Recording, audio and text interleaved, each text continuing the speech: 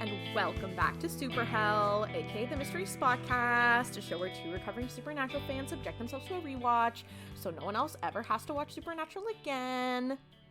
I don't know why I said it like that, but my name is Ollie. My pronouns, whatever. And you can find me on social media at Ollie Fresh. That's fresh with a PH.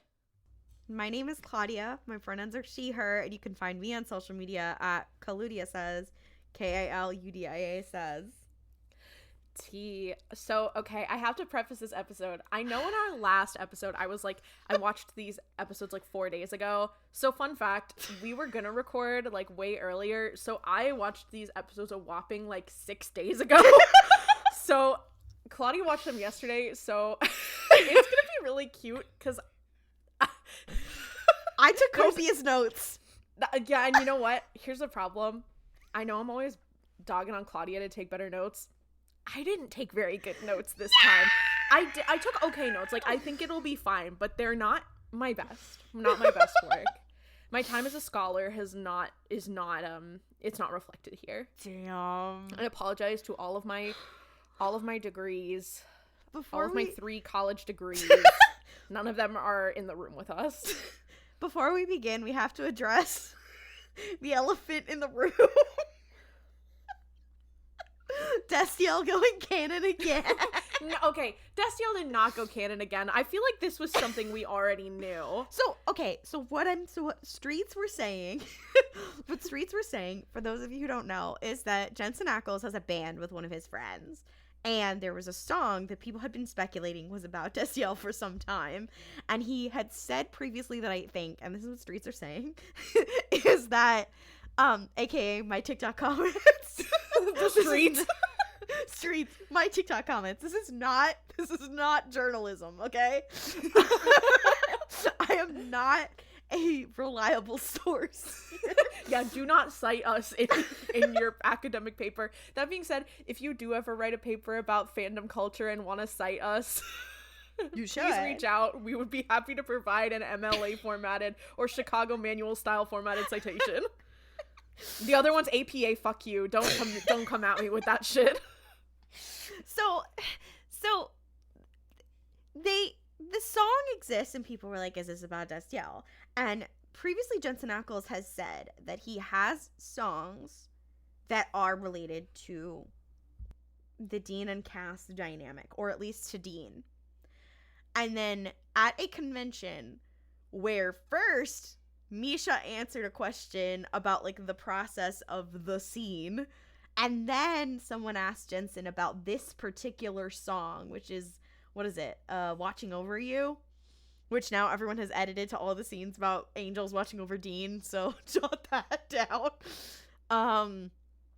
Is he stupid naming it that, and thinking people weren't gonna think it was about Destiel? No, here's my theory. So he was yeah, the whole song isn't about that, but definitely there are some lyrics that were inspired by that. Here's my thought. He has a new TV show coming out, and I think that he knows where his bread is buttered. Mm-hmm. No, I agree. Do you ever notice how Jensen Ackles always says more Destiel stuff when he has a project he's trying to promote? Hey, at least he's employed. I mean, okay, I know we talk a lot about recession indicators and people joke about it all the time, but I genuinely do think Jensen Ackles kind of sliding around Destiel is actually a recession indicator because he wants people to buy more meet and greets. Because normally he's please don't talk to me about Destiel or else I'll kill myself. And then someone asked the question and he just answered it full stop. And I was like, oh shit, we're not in a recession. We're in a depression. Mm-hmm. This is it's no, he's just so fascinating to me because he will do everything and he will imply everything except for commit to an answer. He will imply so much and never commit to an answer, which is just textbook queerbaiting. Yeah. And it is how is this working on me in 2025? The show ended 5 years ago. How are they still doing this? I did look up the lyrics. Fuck. It's so over already. What the hell? Sorry, I'm just angry. The lyrics, didn't hear the strength in your words and what they mean. You were watching over me. And also, this came out May 7th, 2021. So this is after the show ended. This is after the confession aired. Trying to find peace and always knowing I was never really free. You were watching over me. Wait. With the will to look away when I was falling down, crawling in the dirt, is it fair enough to say that I needed you through the crazy pain of living here with all this hurt? And what I feel, all I touch and how I steal, the fantasy was far too real. Oh, and I let it slip away. Okay, so first of all, crawling through the dirt, this is just like Lazarus Rising. Second of all, I let it slip away. This is just like when Cass is like, okay, I'm going to super hell. Bye. No, the scene where he literally slides down the fucking wall. No, because the edits that had the stuff from the script of like what Dean is supposed to be feeling in that moment, it did make me feel a certain way. Yeah, didn't hear the strength within your words and what they mean. You were watching over me. That's the scene. It's like, what the hell's wrong with him? Imagine being the other guy in this band. Very sad behavior. Imagine reading these lyrics and being like, okay, oh, sure. Imagine you're in a band and you find out that the other guy in your band is at a convention being like, yeah, so I wrote this song about like the extremely popular ship about our show. Okay, I have a new idea for a long con. Oh no. So, I think that I need to find someone in the music space to start like a music podcast where we talk about hits. Like, we talk about hits, we talk about like indie music and like, you know, underrated artists. We produce a couple 100 episodes of this show. We need to be established. We produce a couple 100 episodes of this show. At some point, we're like, Jensen Ackles, we're going to talk about your band. We invite him on, and then this is where the long con plays out. I invite you on to the episode, and we ambush him about Destiel. We use completely different names. Exactly. I'm going to create, like, an entire, like new online profile about it, and just, like, use, like, pay an actor to pretend to be, like, I will send them scripts and they can read it so they can't identify that it's me. Okay, I did find another one of their songs called All Our Own, and they have lyrics of, I don't want to be the one to say it's wrong when the heavens open and a new day comes along. I know I would rather be together alone in a big top circle in a world we can call our own. It's all our own. Okay, what's the season? The Purgatory. That's giving Purgatory season, Destiel. Jesus Christ, we can't keep doing this. This is so no, because honestly, Jensen Ackles, I think we talk about this a lot. Jensen Ackles understands Dean Winchester in a way that like many others do not. He understands him in a way that many others do not because he was literally inside his brain, and I think that it's like Dean Winchester's brain has rotted Jensen Ackles in the sense that he can't see anything outside of Dean Winchester's perspective. I mean, so okay. It's like you ask him about Destiel and he is thinking what Dean Winchester is thinking, which is, no, certainly I couldn't be. No, never. I can't imagine. When really it's like, yeah, it's there because he can't do it. It's well, I mean, okay, we joke on this podcast about how watching Supernatural at a formative age made us insane. Imagine playing Dean Winchester for all of the formative years of your life. Yeah. Your entire, like, more than half of your life, you have been Dean Winchester. That has to do something to your brain. I don't think that there was ever a time where he was Dean Winchester for more than half of his life. Well, yes. He was in his early 20s. If we count the Winchesters, then maybe yes. Yeah. And, like, starting in his, like, early to mid-20s to now he is in comfortable middle age. Imagine spending all of that time in the psyche of Dean Winchester, held hostage by Eric Kripke and Andrew Dabb. Oh, don't discount Robert Singer like that. Yeah. The girls were asking our opinion on that. Also, you know, Misha Collins was being very on it. This is our first episode we're recording during Pride Month. Happy Pride to Castiel. Oh my god. Happy Pride, Cass. Misha Collins definitely posting about it. Misha Collins like, I know who, you know what? He knows who pays his bills, and it's That's the gay what people. I'm saying. And Misha Collins has been on his grind since the beginning. Like, he's probably not getting paid as much per episode as the rest of them, but he's making up for it in stoking the fires of rabid fans. Yeah. Do you think, I wonder if there was ever beef betwixt the actors and the others and Misha Collins being like, can you please stop posting about Destiel? Because I would give anything for the post-NDA memoir that comes out in like 15 years. Yeah, but I want all of the drama. I need it to be like a Brian Woodward-esque like expose about like what it was like filming and like being like a Firefest documentary. Exactly. Yeah. Like, I mean, it just I just feel like the phenomena of I feel like people don't talk about Supernatural outside of like fandom. But it's like impact is like crazy. Yeah, like with mainstream media, like I'm just surprised that more people don't like talk about it other than like stupid idiots online. Except for like gay people who need to touch grass. Yeah, or like Pink News when it's talking about queerbaiting. Like, yeah. I don't know. I'm just surprised. I feel like Supernatural's impact is so felt, yet like I see its impact everywhere, but maybe that's just me. Maybe it's just because I'm one of those stupid gay people online who won't shut up about it. And people like when you see one of those like bad vertical dramas that's talking about the Omegaverse, and you have to be reminded of the fact that all this started with Jared and Jensen. Oh God, it's so. Allie Hazel would not have a career without Jared and Jensen. Wow. That's an insane thing to say. Like there are men in BL Myanmar in Korea who were seeing the entire inside of their prostate, and that's because of Jensen and Jared. Wow. That's really beautiful, when you think about it. Like imagine having that level of impact. And you know what? It's kind of sad because that level of impact is always bestowed on people who don't deserve it. Because if that was me, if I was Jensen or Jared and I was playing a character who that was like my impact on fiction, you would never hear the end of it. Like every convention I was doing, I'd be like, y'all know Omegaverse? You got any Omegaverse fans in the audience? Like I would never shut up.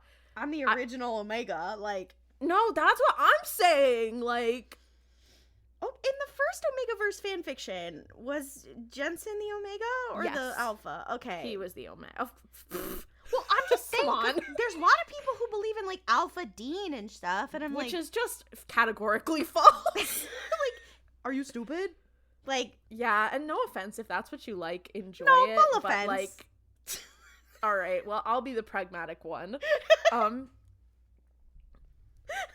don't want to yuck your yum, but I am just fascinated by your mind, because, come on, look at him. Like, be real. The entire idea of an Omega was built on his shoulders. You can't call him an Alpha. Like, Anyways, so we have to talk about season 6. Fuck, I forget. Here's the problem. There's nothing more enjoyable than talking about the fandom of Supernatural, and then you have to talk about Supernatural, the show, and it's like, oh my God. Yeah. Fuck. So these 2 episodes have a lot of like cool and fun people in them, so like you do get to have some fun, but there's also some shit ass moments. There's some crazy moments, because I feel like, okay, I don't want to get into it yet because I want to see our live reactions. I think that you and I are going to disagree on a lot of things in these episodes. Yeah. Because I have some thoughts about some of the bigger moves that occurred. And some of it I think is my lane and some of it is not my lane. So we will be, I want to address it with the utmost sensitivity and the utmost, like, if anyone disagrees with this, like, I would like to hear your opinion over mine, Yeah. But we'll see. The first episode we're going to talk about is season 6, episode 3. It's called The Third Man. It was written by Ben Edlund, directed by Robert Singer. And you know what? Written by Ben Edlund, and it shows. Yeah. Nothing but respect for my Destiel warrior. Every single time it says written by Ben Edlund, you know that there are 100 gifs of that motherfucker on Tumblr.com. I do want to add a real quick disclaimer that there are some mentions of, like, police brutality and, like, police, like, you know, murdering someone. So just keep that in mind if that is something you are sensitive to. That is something that is going to be discussed. Yeah. This episode aired October 8th, 2010. So for context, I'm trying to think. Was this before or, like, right during when Trayvon Martin was killed? This was before, like, 2 years before. Oh, wow. Yeah. Shit. So, and you're saying Supernatural is covering police brutality? Yeah, you can probably guess how little tact will be used. But oh, see, I think this is somewhere we're gonna disagree. Well, let's just say this: whether or not we agree on it, whatever. It's one of those situations where you're like, oh, we're talking about this in okay. Yeah, I wasn't expecting Supernatural to have a strong opinion about, like, the police brutality against, like, Black children. So you're like, wow. Oh, okay. I also completely forgot that was the main plot line in this episode, because it is the main plot line for about 3 seconds, and then they go to other things. So there's so much happening in this episode that my notes took up almost 9 pages. That is crazy. Because, like, I mean, a lot happens in this episode, but there's 9 pages worth of notes is crazy. It's mostly just because I had to keep pausing because there's, like, certain lines of dialogue where I was like, oh my god. There are so many gifs from this episode. Yeah. Half of this episode, you're like, holy shit, Destiel. The other half, you're like, girl, what's going on with the plot? And the other half, you're like, oh, we're going there. And then the other, dude, guys, I saw that it was this episode, and, like, I think that there is Ben Edlund, one thing about him, I do think that when he writes an episode, he does try to actually have something to say. Yeah. Like, I do feel like more of his episodes than not tend to have, like, an actual point to them outside of just, like, Sam and Dean are having emotional issues. Like, it is that, but there's also, like, oh, you care about the world. Yeah. But there is I completely forgot, one of my favorite Supernatural characters gets introduced in this episode, and I was so angry that Klaudia gets to cover this one and I have to cover the next one. Like, I was like, fuck you. I literally texted you. I was like, fuck you for getting this one. Yeah, I forgot about him. He's very slay. Okay, sorry guys, we're about to get into, like, a character that I had, like, I feel like when we all got into, like, teenager, like, when you're in fandom as a teenager, like, there's always, like, one random ass side character who it's like, why is that your favorite character? That's me with this guy. Yeah. And I don't even remember, like, jack or shit that he does other than exist. So. Okay, so the episode starts and there's, like, a policeman. He's walking into, like, the locker room at his at the station, and he starts to, like, you know, take off his uniform, whatever. And then there's another policeman who's finishing up. He's at the sinks and he's cleaning his face, and he realizes he's bleeding from, like, a shaving cut, and he's like, oh, huh. And then he's bleeding in another spot, and he's like, what the fuck? And he tries to wipe it, and then a chunk of his face skin, I will say, they haven't done horror this well in a while. A chunk of the skin on his face just comes off into the sink, and he's like, what the fuck? I will say, I was eating some pasta when I was watching this. Put me off real quick. Fuck. Put me off real quick. I put that down and said, I'm gonna wait for the next scene. Yeah, that's the problem, is that it doesn't lean into the horror element that much, so sometimes you're like, oh, I can eat during this, and then you're like, never mind. So the other policeman isn't looking at him, and he's like, oh, let's get going. Like, clearly they're partners. And the guy whose face is falling off, now there is blood coming on his feet. Now there's blood coming out of his back. He turns around and he's like, Ed, I think I'm bleeding. And then he passes out, and you just hear a splatter, and then there's a pile of goo on the ground. He has become a pile of bloody goo. And the other guy, Ed, is like, oh, what the fuck? And then Supernatural. Wait. And literally, I was like, you guys know that meme that's, like, a clip art picture of a star that says Officer Down on it? Officer Down! Yay! Especially so once you learn what his vibes are. Yeah. So then we cut to, it's like kind of like a soft like morning. There's like light going through the window, and we see there's Dean. He's peacefully sleeping. He's shirtless. He's in bed with Lisa. She wakes him up. They start macking out, but there's like creepy music playing, and you're like, what's going on? And then suddenly, like, you hear like this is actually like kind of good like sound design and stuff. You hear like heartbeats echoing, and you're like, what is going on? And then Dean wakes up, and he's sleeping alone in his car that he pulled off on the side of the road, and a truck passes by, and he's like, oh! Clearly he's like dreaming about, you know, being at home, but he's like, okay, I agreed to like do long distance with Lisa. And then then comes a montage that many of us who were Sam girls back in the day remember, which is a back and forth between Dean getting out of the car and like stretching and waking up for the morning, and Sam completely shirtless in a hotel room working out, like pull-up bar. Here's what I think. This is how you can tell that Sam is in his mid-20s and Dean is in his late 20s at this point. Because Dean's like getting up being like, oh, my joints are popping, and Sam's like, anyway, I have washboard abs now. I also think that this is how they went, okay, so we don't really know where we're going with this show, so we gotta sell it on sex appeal. Quick, make Sam a whore. No, they literally were like, oh my god, what the hell? Like, did they have a moment where they were like, okay, Jared, in between seasons, you need to get fucking jacked. Like, maybe they noticed he was becoming jacked and were like, okay, we can use this. Yeah, and I will say, because you do see him like fully shirtless at one point, he does have washboard abs, but it's not like Marvel dehydrated. Yeah, he looks like pretty. He looks just like a normal built kind of guy. It's not like, oh, I can see the definition of every pec because they didn't have you drink water for a day beforehand. He does look crazy though. Like, it was one of those moments where I was like, god damn, like, well, shit.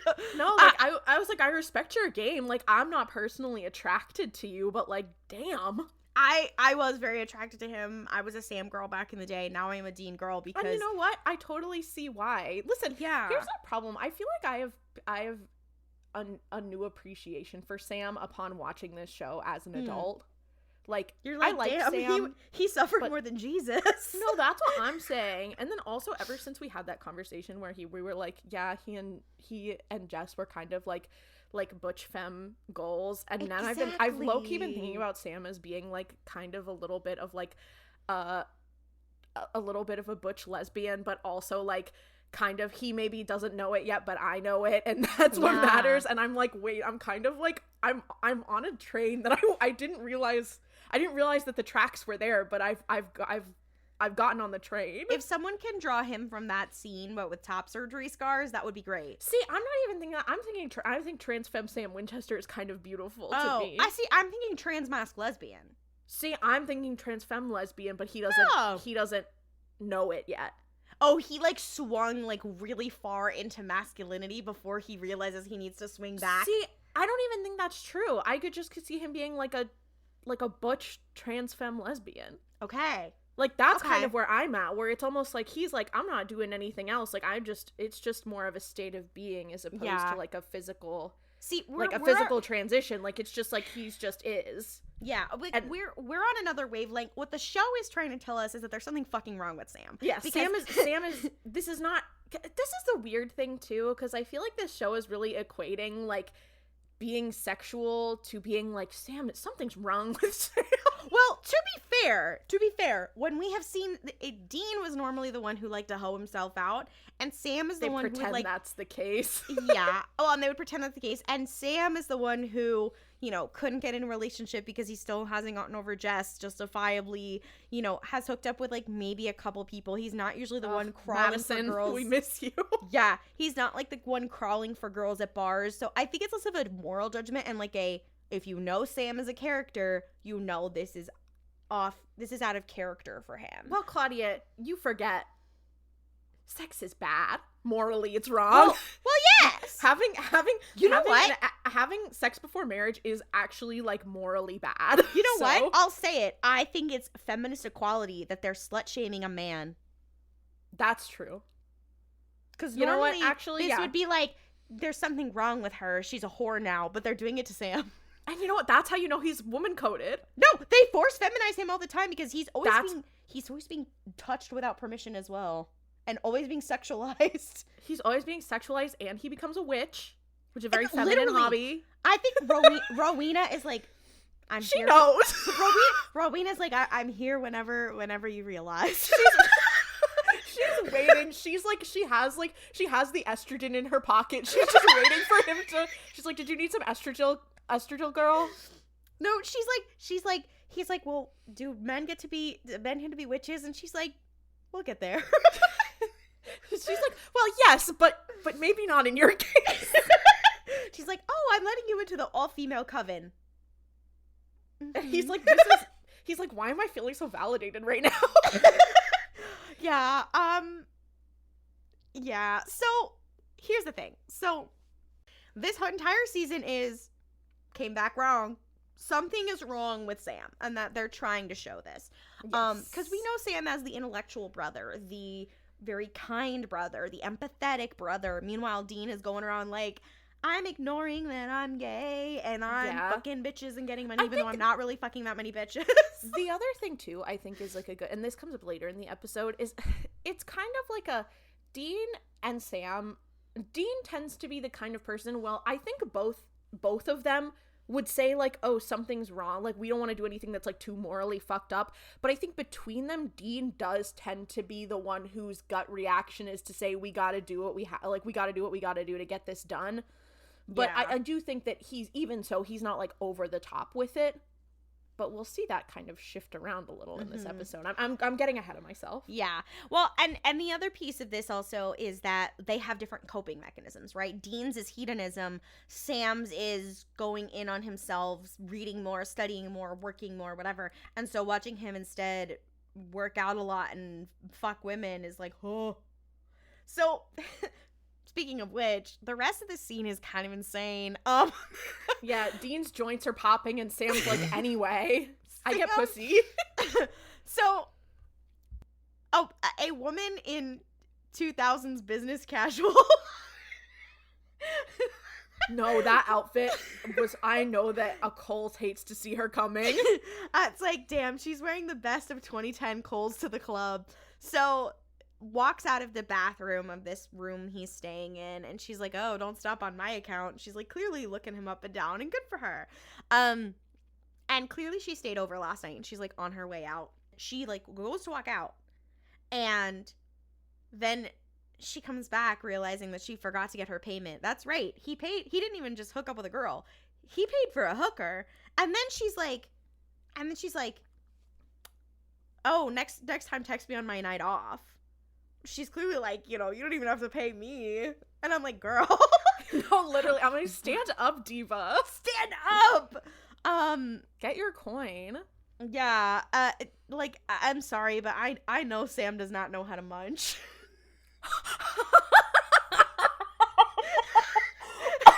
See, okay, and here's the thing. This instance made me think I disagree with you on that. And also, how could he bag Jess if not?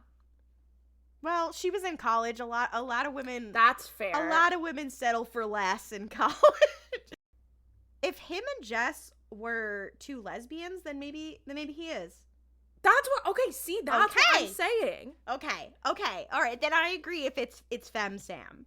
Okay, and which I think is just Sam. Well, yes. So he's giving Butch realness in this moment. No, we've lost the plot. Listen, I had to get it out, okay? We're gonna have to call this episode "Can Sam Munch?" So I don't know. I'm like, girl, stand up. Sex work is work, but like, good for her, I guess. And he's kind of like, whatever. And then suddenly, phone is. Well, because she writes down her number on a card, and then she leaves, and he immediately throws it away. And you're like, oh, so there's clearly something wrong with Sam, because normal Sam would never do that. I do like the idea that he's like, yeah, she was fine. It was okay. Like, damn. So then his phone rings. It's Dean on the phone. And clearly, what doesn't make sense here is that I'm like, were they hunting separately? Is Dean driving to him? I'm not really sure. My thought is that maybe it's like he went back to Lisa to be like, hey girl, I'm gonna go. And then he was like, okay, Sam, I'll come meet you. Oh, because he was going to the Campbells. He was like, he calls Sam and he's like, I'm on my way to the Campbells compound. And Sam's like, oh, I found something else. Come here instead. I think that was what happened. And Sam's like, okay, I'm in this town. It's called Easter, Pennsylvania. And Dean's like, do we know where Lisa lives? I don't know. Can we hang on. Let me do some Googling. So, okay. So, to my understanding, Lisa lives in Illinois. Huh. So, Illinois to Pennsylvania is not like that's not the worst drive that Dean will have done. But I think where's the Campbell headquarters? Where's the Campbell's HQ? I don't know. Is it in the geography of this show is just baffling to me. Yeah, sometimes. just don't think about it. Especially for me as someone from the East Coast, who it's like, yes, things take a long time, but you can drive like it doesn't take as long to go from state to state in the East Coast as it does like in the Midwest. Like, what's a long drive for someone from the Midwest is like very different from a long drive for someone from the East Coast. So I'm like, that is Illinois to Pennsylvania in a day is so fucked up. Yeah. Like, how do they get anything done? I don't know. Like, they spend so much time in the car. Like, there is a part in this episode where I think it's this episode where Sam is like, Dean is making fun of Sam's car, and Sam's like, what's the mileage on the Impala again? Yeah, he kind of got his ass. Well, this is also why eventually they do need the bunker, because those bitches are constantly driving. It's okay. Sorry that we keep like losing the plot. There's just a lot to consider. There's a lot to consider here, okay? And in the midst of this, Dean is like, damn, like, you've been doing case to case. And Sam's like, well, I like to work. And Dean's like, okay. And he's like, anyway, there's a case. And Dean is getting burgers. He's, doing his normal thing. And Sam's like, okay, meet me here, whatever. And Dean's like, who died and made you boss? Like he's like, what? Who is this? Why is Sam acting like this? Then we cut to, there's a policeman. He's sitting in a speed trap, on like a wooded road. And this like Prius drives down the road pretty normally. And there's a sports car that like speeds past him. It hits like 70 on the speedometer. And he goes, you could do better than that. And then he just pulls out a big gulp Slurpee cup. And then he takes alcohol, pours it in the Slurpee cup, and then starts drinking. And as soon as he starts drinking, he gets a phone call. And we don't hear the other person on the other side of the call. And he's like, oh, well, he's dead, right? So, what can we do about it? And he's clearly, like, the person on the other side of the phone is, like, clearly scared. And he's like, well, we just have to lay low and this and that, whatever. And you're like, clearly he's involved in something shady. As he's talking, there's, like, it keeps cutting to, like, someone in the woods, something shaking, something whatever. And suddenly it, like, the effects here are wild, but it like zooms in on him, and it almost looks like something attacks him, but there's not anything physical that attacks him. And then there's these CGI like pustules and boils that start growing all over his face, and then suddenly they clearly become practical effects after they stop moving, and they're all over his face, and he's choking to death. It's clearly blocking his airway, whatever, and he's like covered in these boils, and he's dying, and he calls dispatch, and they can't come in time, and he chokes to death. And you're like, what the hell? You can tell that I don't know what it is about this episode in particular, but they were like, we got a really big CGI budget. They were like, let's go ham. Mm-hmm. So then we cut to Dean is pulling up to the like Morgan police station, in this town, and he's on the phone with Ben, and this is really a really cute little like Dean being a dad moment, and he's like, and clearly Ben lied about breaking something, and he's like, well, because I lie professionally, that's how I know, and go tell your mom the truth, whatever. And Sam is like, oh, are you molding the minds of tomorrow? And he's like, yeah, like, I'm trying to be a good influence. And you're like, it's fine. And he says specifically, he's like, man up and go tell your mom the truth. And I'm like, is Dean teaching positive masculinity? Oh my god. Oh my god, I'm like, that's never happened before. He's like, I'm determined to break a cycle only for him to fall back into the cycle. Oh god. No! Oh god. Dean, no! I'll get you out of there. And Sam is like, oh, are you molding the minds of tomorrow? And then he's like, oh, like, how did Lisa take it that you're, like, back on the road? And Dean is like, surprisingly well. Like he's like, Lisa is really weirdly well adjusted. And they're like, oh. And he's like, yeah, because she's, like, cool and normal. And this is when he says the line, Dean is like, are you still driving that plastic piece of crap about this, like, police ass looking car that Sam has been driving? What I can only assume is a quite expensive Dodge Charger. Like, yeah, it's like new. Like, I just like, how did he afford that? Because that, and also like the condition it's in, I'm like, that's like a dealership car. Like, that's not something you got from like some guy for $6,000 on Craigslist. We can't ask questions. Like, maybe he's got that Campbell money. I don't know. Okay. Yeah, this is where we find out that Campbells have like this, they're really good at investing. They have like a really big investment portfolio. Like, they're like a multi-million-dollar family. Oh my god. So and this is where Sam's like, what's your mileage? Like, I know gas is killing them. They're dressed as FBI agents. They go into this morgue. Sam gives him the lowdown on this case that 2 police officers have died. And, the one guy, like, he became goo, whatever. And Dean's like, so if one of them became a mop job, aka a pile of goo, why are we in the morgue? Because, what's there to look at? And that's when Sam is like, oh, because there's a second guy. And he pulls the guy who died from the boils out of the drawer. And it says that he died from an extreme allergic reaction. And Dean's like, is this starting to look a little witchy to you? And Sam's like, I don't know. Dean also calls them skid mark and bubble wrap. There's some, I mean, like, period. Okay. Disrespect authority. Yeah. And so they leave the morgue. They have this conversation in the morgue, and then Sam's like, well, there's a third guy, one of the guy's partners, and he's still alive. And they're like, okay, we got to go see him. So they get there, and they get out of the car in the same way, like at the same time, but Dean is like in front of Sam, and Sam's like, were you racing me? Very mature. And Dean, like, clearly whatever.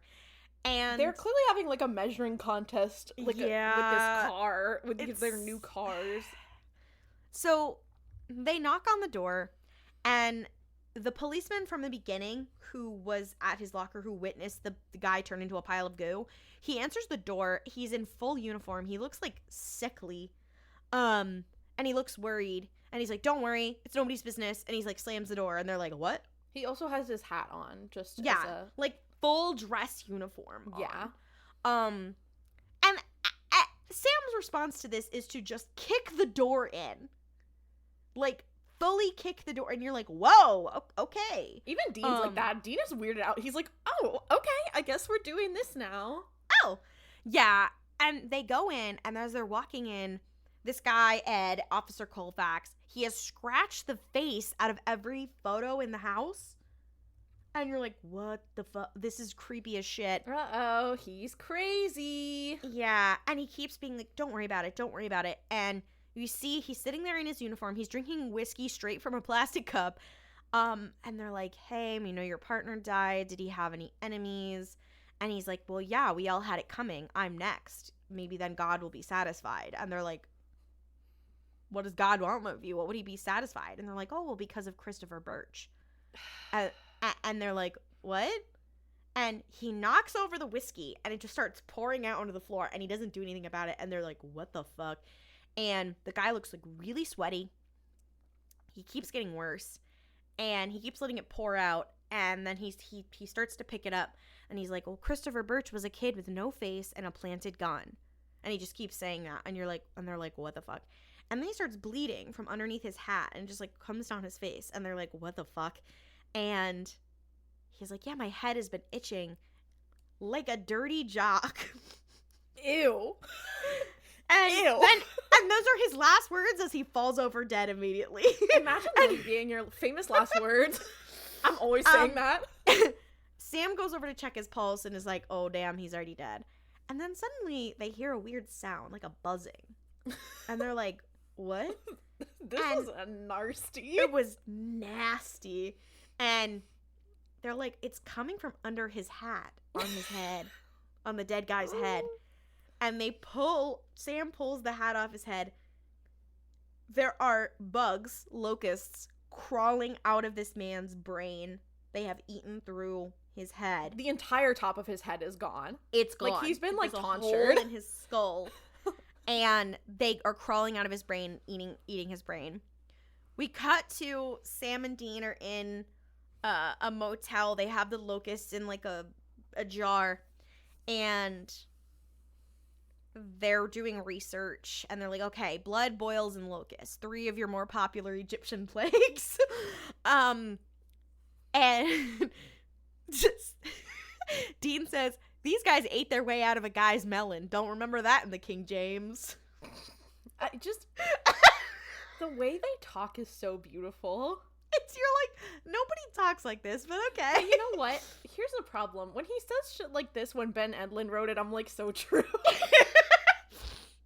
So, this is where they find out the truth. So, they do some research, and Sam's like, okay, Christopher Birch was a kid who was shot in the head last month. All 3 officers in the incident filed the same report, blaming the kid and that he had a gun. And so they're like, are we going to listen to the guy? So, Dean and Sam's like, so clearly they planted the gun on the kid, and that's what he was referencing. And Dean's like, are we going to listen to the guy who had a bug in his custard? And Sam's like, well, it would make sense. Clearly, you know, it's revenge for this kid's killing. And he knew he had it coming because he was there. And Sam's like, angels have to have something to do with this. It's clearly apocalyptic. It's biblical. It's got to be something like that. Which is also just like, I don't know. That conclusion is crazy that he would reach that conclusion with that. Like, I don't know. That was one of those ones where I was like, okay, they just needed someone to say that for the sake of the story. But I was like, in what way is that what your first instinct is? Yeah. So Dean's like, well, we should call Cass. And I'm like, oh, you always want a reason to call Cass. And also they haven't seen Cass in a while ever since he went back to heaven. So I know he's missing Pookie. So Sam's like, Dean, I tried that. It's the first and second and third thing I tried as soon as I got topside. Like when he got brought back from hell, he's like, Cass isn't answering me. And then Dean starts praying and he's like, hey, Pookie. No, he's like, hey. And Sam's like, you're an idiot. He's not. And Dean's like, come on, Cass, don't be a dick. And he's like, clearly, like, Pookie is not answering his calls. And guys, Sam's like, prepare for the most iconic line. Sam is like I said, the son of a bitch doesn't answer. And then he goes, he's right behind me, isn't he? I literally, like, I was watching this episode, I, like, jumped up out of my seat. I was like, oh my god. Because Dean said that same thing in the stupid racist gods episode, but I was so angry that I was like, this is stupid. But I was like, that was textbook. He's right behind me, isn't he? Yeah. Oh my god, so good. Television is so bad. Sam is really mad, and Dean is looking at Cass like he holds the fucking world in his hands. It was so funny, too, because Cass is like, hi, and he's like, hi? Hello? Yeah. Like, what? Where have you been? Sam is looking like fucking surprise Pikachu. And Sam is like, Sam is like, Dean calls once, and now it's just hello? And Cass is like, well, hello, not the greeting. And he's like, Sam goes, do you like him better or something? And Cass goes, well, Dean and I do share a more profound bond. The name of every Supernatural Destiel fan fiction. Like, It is, guys, this is like fucking ground zero. Like, Yeah. Like, that was, it's like this is this point, it's like, well, duh. Like, yeah, and that's what, this is like, okay, because here's the problem.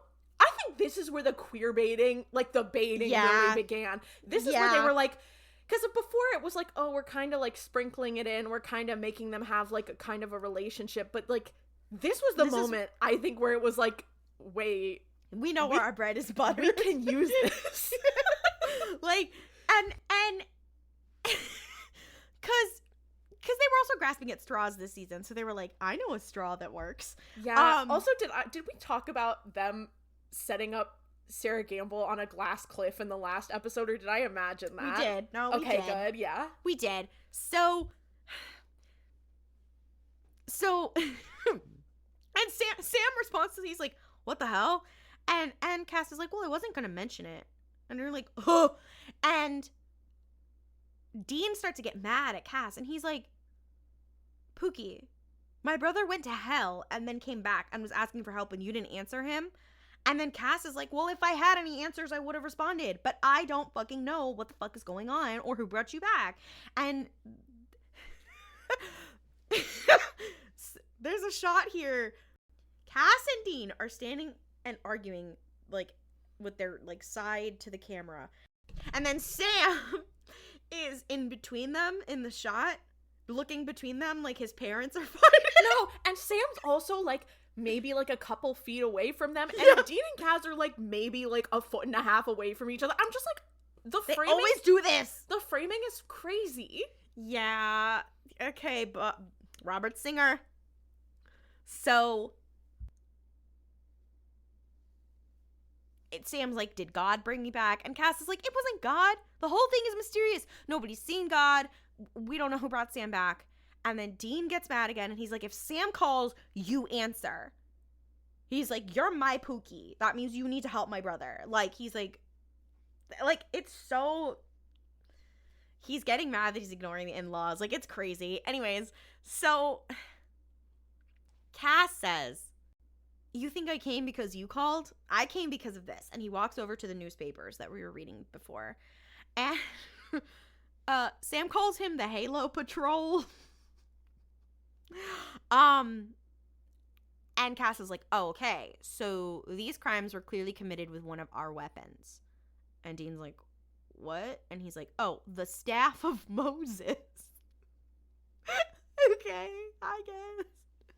But he's like, and Dean brings up a good point that, like, you know, usually that causes like a whole city to have plagues or to part the Red Sea, but this is only like one person. And Cass is like, yeah, the weapon isn't being used at full capacity. And he goes, I think we can rule Moses out as a suspect. And then Dean calls it Chuck Heston's disco stick. There's so many lines here. I had to keep pausing. And so Cass explains, and he's like, okay, heaven was corrupt before all this happened, but it was stable. Now it's in chaos. A number of powerful weapons of heaven were stolen. This is probably one of them. And Dean's like, oh, so you're saying your nukes are loose? And Cass is like, yes. So, bad news. So I need you guys' help. And Sam and Dean, but Sam is like, oh, girl, that's rich. You need our help? And Cass gets kind of mad. And he goes, Sam, Dean, my people skills are rusty, and I've spent the last year as a multidimensional wavelength of celestial intent. So let me get this straight with you. He's like, I don't want to have to do this, but here we are, basically.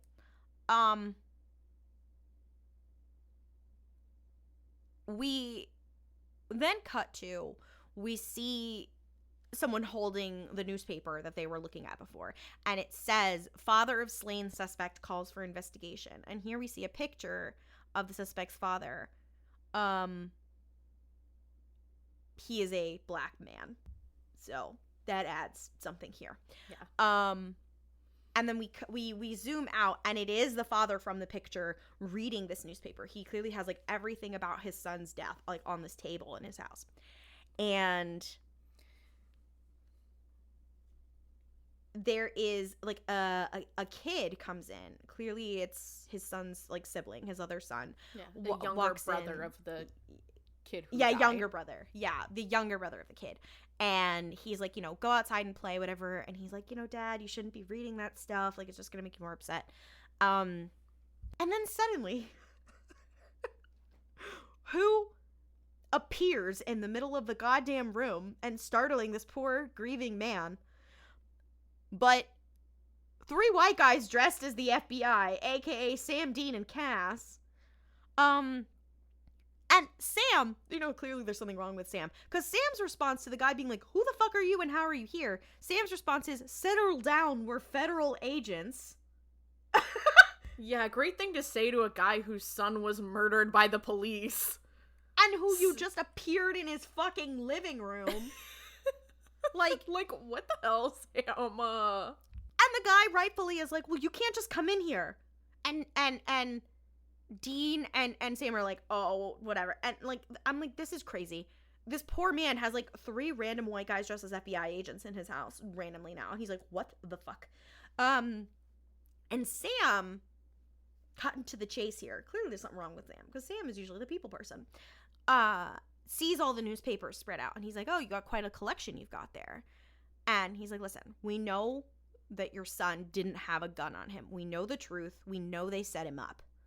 And the father is like, well, but they're all getting theirs, apparently. And Dean is like, hey, Daryl, because the father's name is Daryl. He's like, did you kill those cops in retaliation? And he's like, I didn't kill anybody. Like, look how they died. Like, how would I have done that? And Cass, with all of the tact in the world, is like, well, you smoked them with the staff of Moses. And the guy's like, what the hell kind of fed are you? I was like, this guy's kind of iconic. Like, I'm obsessed with him. Yeah. And Cass is like, we don't have time for this. Where is it? And suddenly, the other son comes in. And this kid has to be, like, maybe, what, like 11, maybe 12? Maybe 12-ish, yeah. And he is holding up a piece of wood, clearly the staff. And Dean goes, shouldn't it be bigger? And Cass is like, oh, it's been sawed off. And as they're having this standoff, and this kid is pointing it at them kind of like a gun, and Cass puts the dad to sleep, and he kind of crumples onto the couch, and he immediately teleports over to the kid and takes the staff. And Dean is the one who steps in, is like, hey kid, like, we're not gonna hurt you, like, you know, your dad's okay, they just put him to sleep. He's like, where did you get this thing? And the kid's like, well, and like, who are you, where did you get this thing? And he's like, well, my name is Aaron Birch, so he's Christopher's brother. And an angel gave me the staff because I prayed every night to God that, you know, for something, for justice for my brother. And in this moment was when I realized they really named the family Birch, like the family that's using the staff after a tree. That's okay. Wow. Okay. So he says, they killed my brother and nothing happened to them. So I prayed to God every night he would punish them. God didn't answer, but he did. And I'm like, hello? And they're like, well, who was it? And he's like, well, he didn't give a name. He just said, I could have justice. He said, if I wanted to have justice, I'd have to take it myself. And Dean's like, he didn't just give it to you, did he, Aaron? And Aaron's like, yeah, I bought it.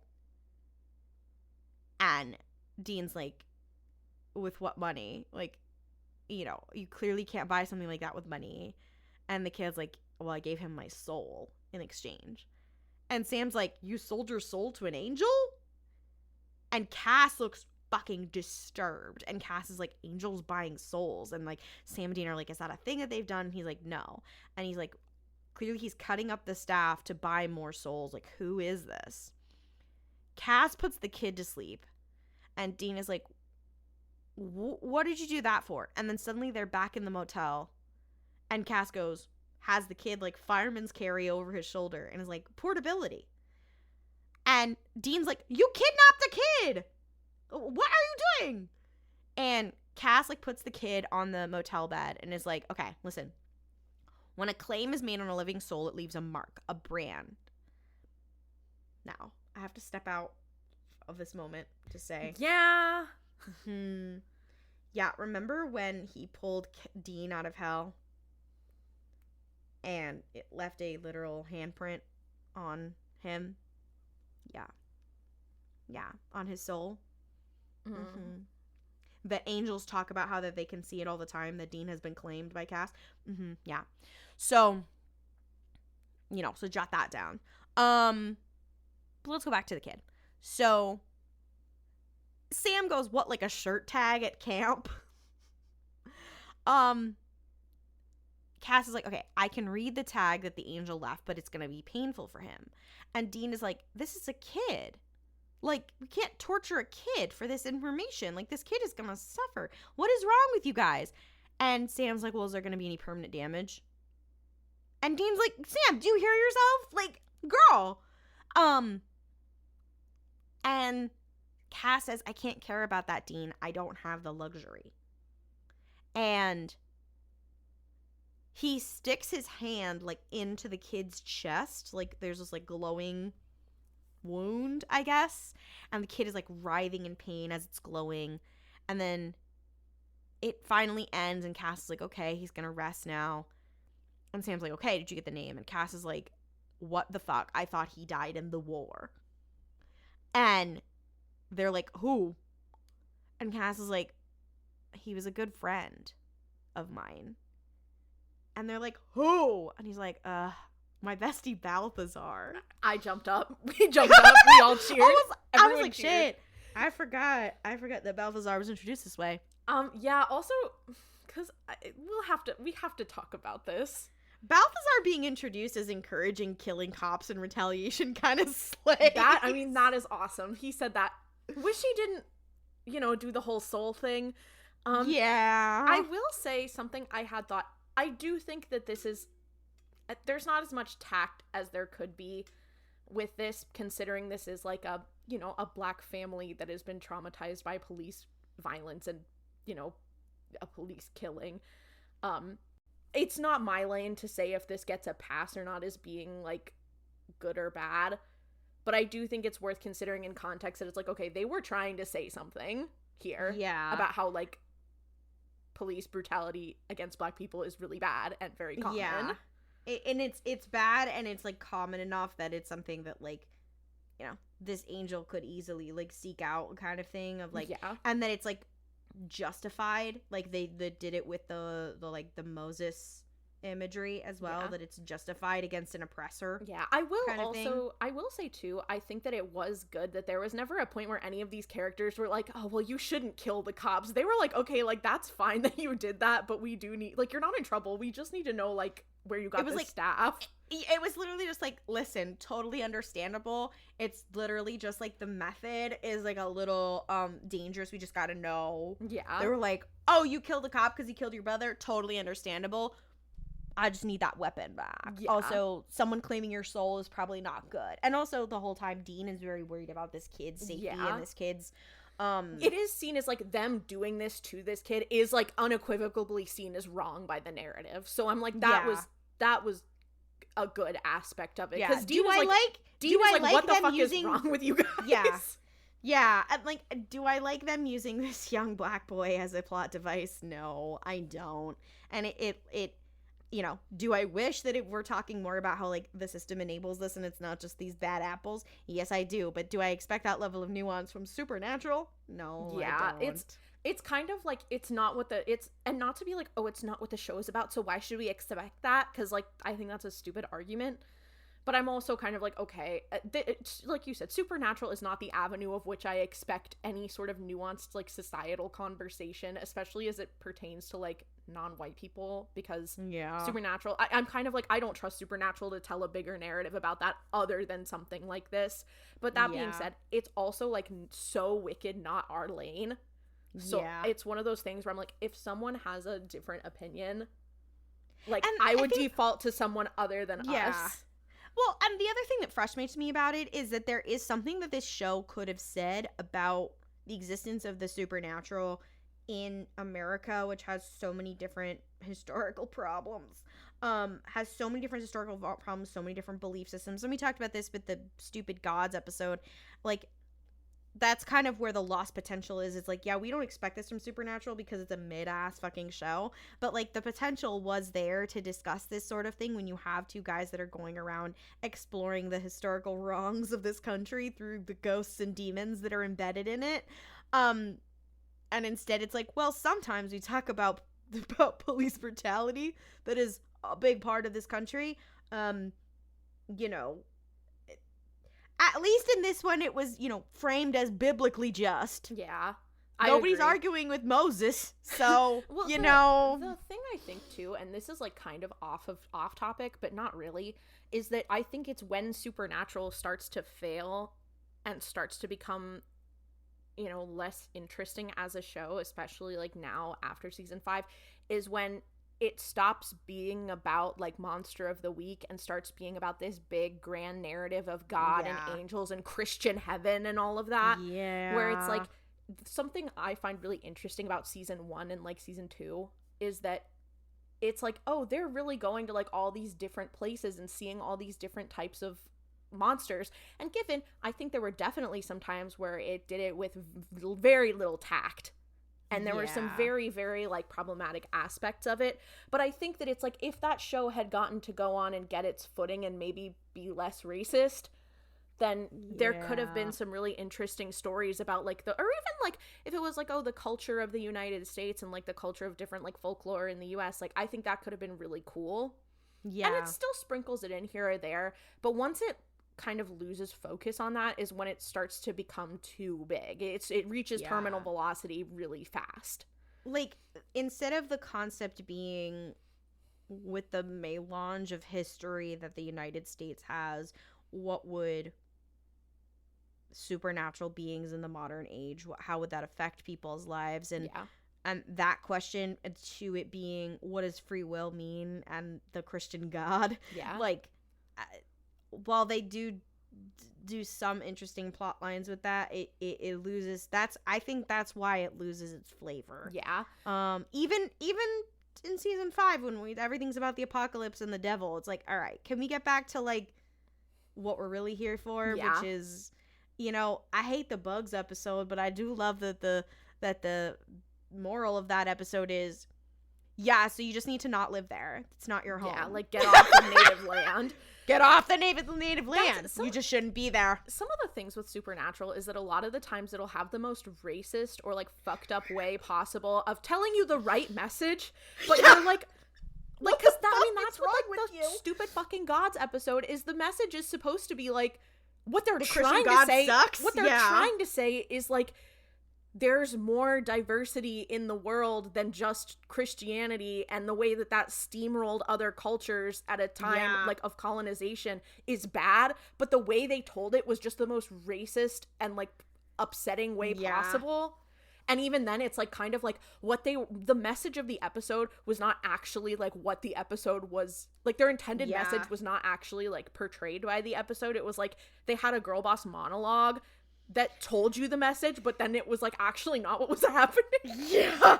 Well, and people will argue with you about that episode of being like, oh, well, what they were trying to say was, like, Lucifer is bad. Like, that's the whole thing. And I'm like, true, but that's not, like, really what came across, unfortunately. Yeah, and it's like, it did come across that Lucifer is bad, but also, like, the way that it came across is also, like, he's bad, but he's also way more powerful than all these other stupid gods who aren't, like, as good as him. Like, what? And you're like, oh. But like, it just... I digress.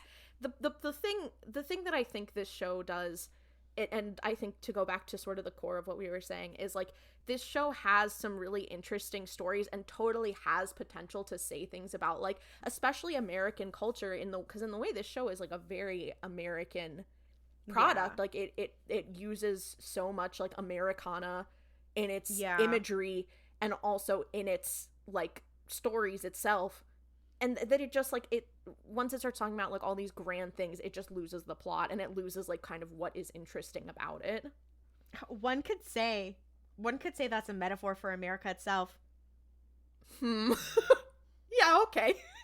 No, I'm just saying when we lose sight of the diversity of the many people who live here, and we focus on the fan fiction about the Christian God, don't we lose our soul as a nation? I think there's something there. There's something there. There's something there. I think there's we need to workshop there that I understand that Andrew Dabb does not. Yeah, I like him. He didn't write. He's always catching strays from us. It's not a stray. It's point blank. Us will be talking about anything like, oh, how was your day? It was okay. Man, fuck Andrew Dabb.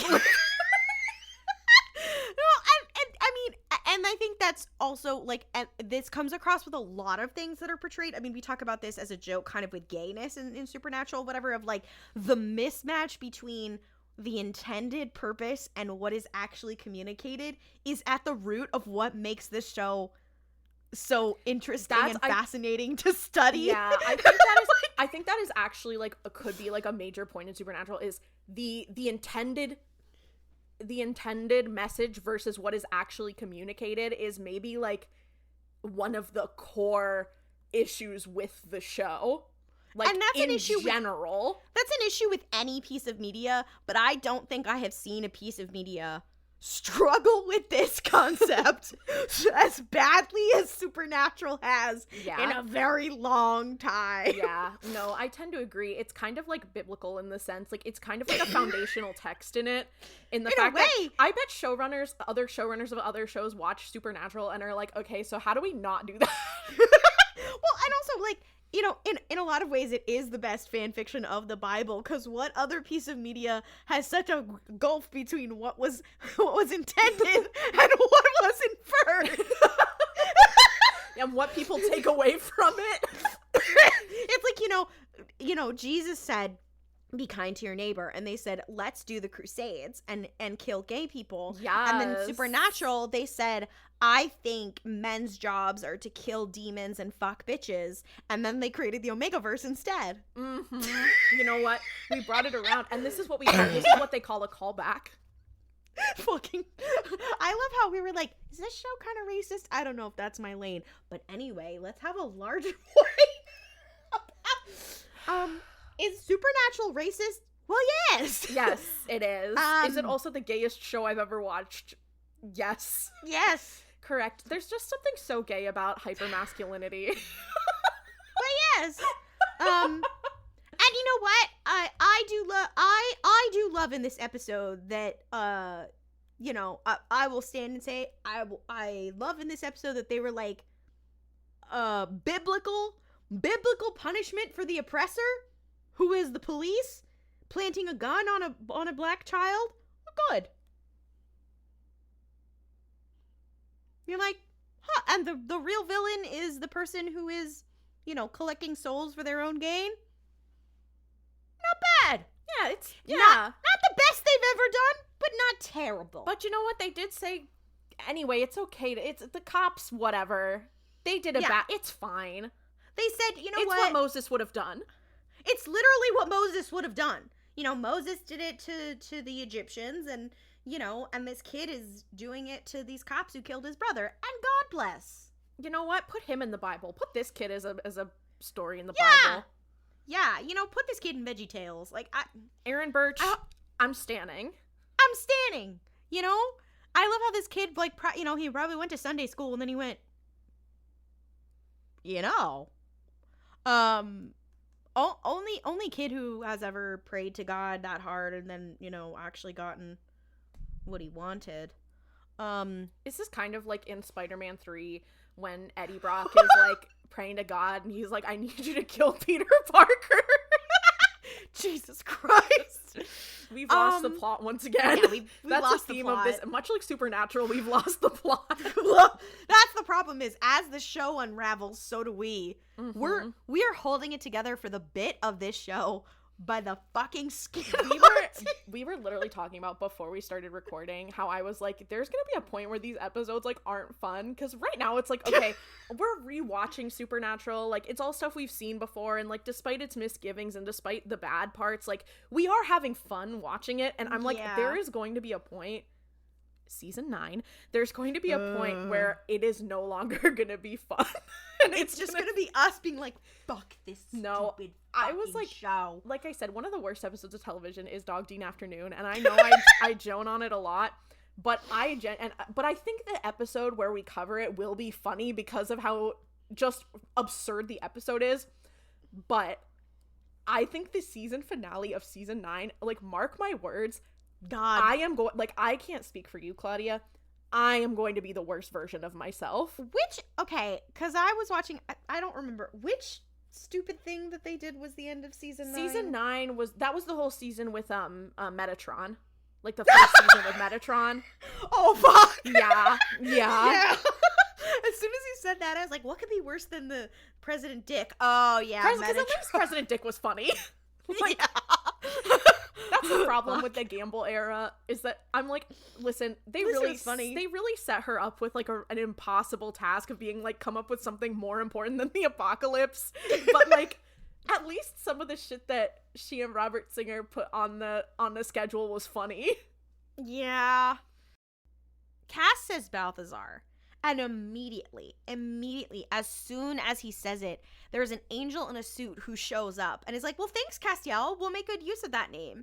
And suddenly the girls are sword fighting. And this is also where I have some questions, because they established in previous seasons that the only angels that have swords like that are archangels. But from like now onwards, everybody has one and they're just an angel blade.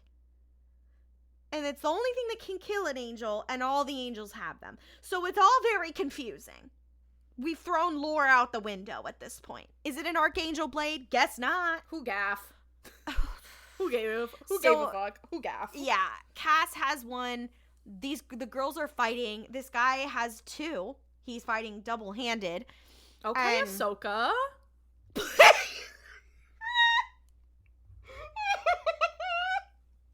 Fuck. Sorry, I know I always make fun of Klaudia for making stupid references, but I can't help it. This one took me out. Fuck. Okay, so this angel is like, by the way, Raphael says hello. If you remember, Raphael was the angel who they summoned into a circle of holy fire back in season 5. And they were like, hey, queen, how do we find God? And Raphael's like, why do you need to find God? We should like let the apocalypse happen. And they're like, if you don't find God, we're not gonna let you out of the circle. And Raphael was like, well, now I have beef with you, motherfuckers. And yeah, then this guy pulls out his 2 angel blades. Cass and this angel, they jump through the window to the street. They slam into a car. We see Cass getting up from the car that he has dented. The other angel smacked the windshield, but now he's gone. And Sam looks out the window and goes, no, my car! I know Dean was happy to see that car go. No, I know he was like, I won. No, because Dean's response is, well, at least there's one silver lining.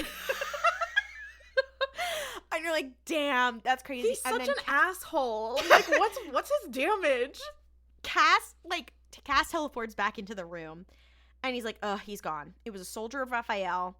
He must have followed us when Dean called me, when Dean prayed to me. Cass is like panicking. Okay, he's running around. Also, I have to ask. So it was my understanding that when Dean or anybody prays to like a specific person, they are the ones who are getting that call. It doesn't. But I guess maybe not. Like, maybe they were just waiting for Cass to leave, and then they saw him go and were like, I'm following you. Like, maybe it gets routed through the heaven switchboard. Yeah, that is true. It was the... yeah. Like, so... Yeah, sorry, Grace from Comms really, she let me know that this is where you were heading, so... Yeah. So... Cass is, like, panicking, and Dean is like, okay, there's too many angels. Who's on first? Who's on second? I'm confused. Oh, wait a minute. This is the moment when they're facing each other gaily, and Sam is standing in between them. And Cass is like, okay, let me break it down. Raphael and his followers want to rule heaven right now. And me and a lot of the other angels, we do not want that to happen because he sucks big time. And Sam's like, a angel civil war? And Cass is like, yeah, basically. And we have to find the weapons, and we have to find Balthazar, who's using them, before Raphael does, because whoever has the stolen weapons wins the Civil War. And he's unzipping Sam's bag, and Sam is like, well, I guess, like, help yourself. And he's looking, and he pulls out, like, the flask of holy water and stuff. Like, he's clearly trying to do something. And Sam and Dean are like, okay, well, what does Raphael want? And Cass is like, well, he wants it to end the way it was supposed to, the way it was written in the apocalypse that we just tried to stop. That we took it off the rails. He wants to put it back on the rails. And Sam and Dean are like, huh? Like, they're not pleased. Sam went to hell.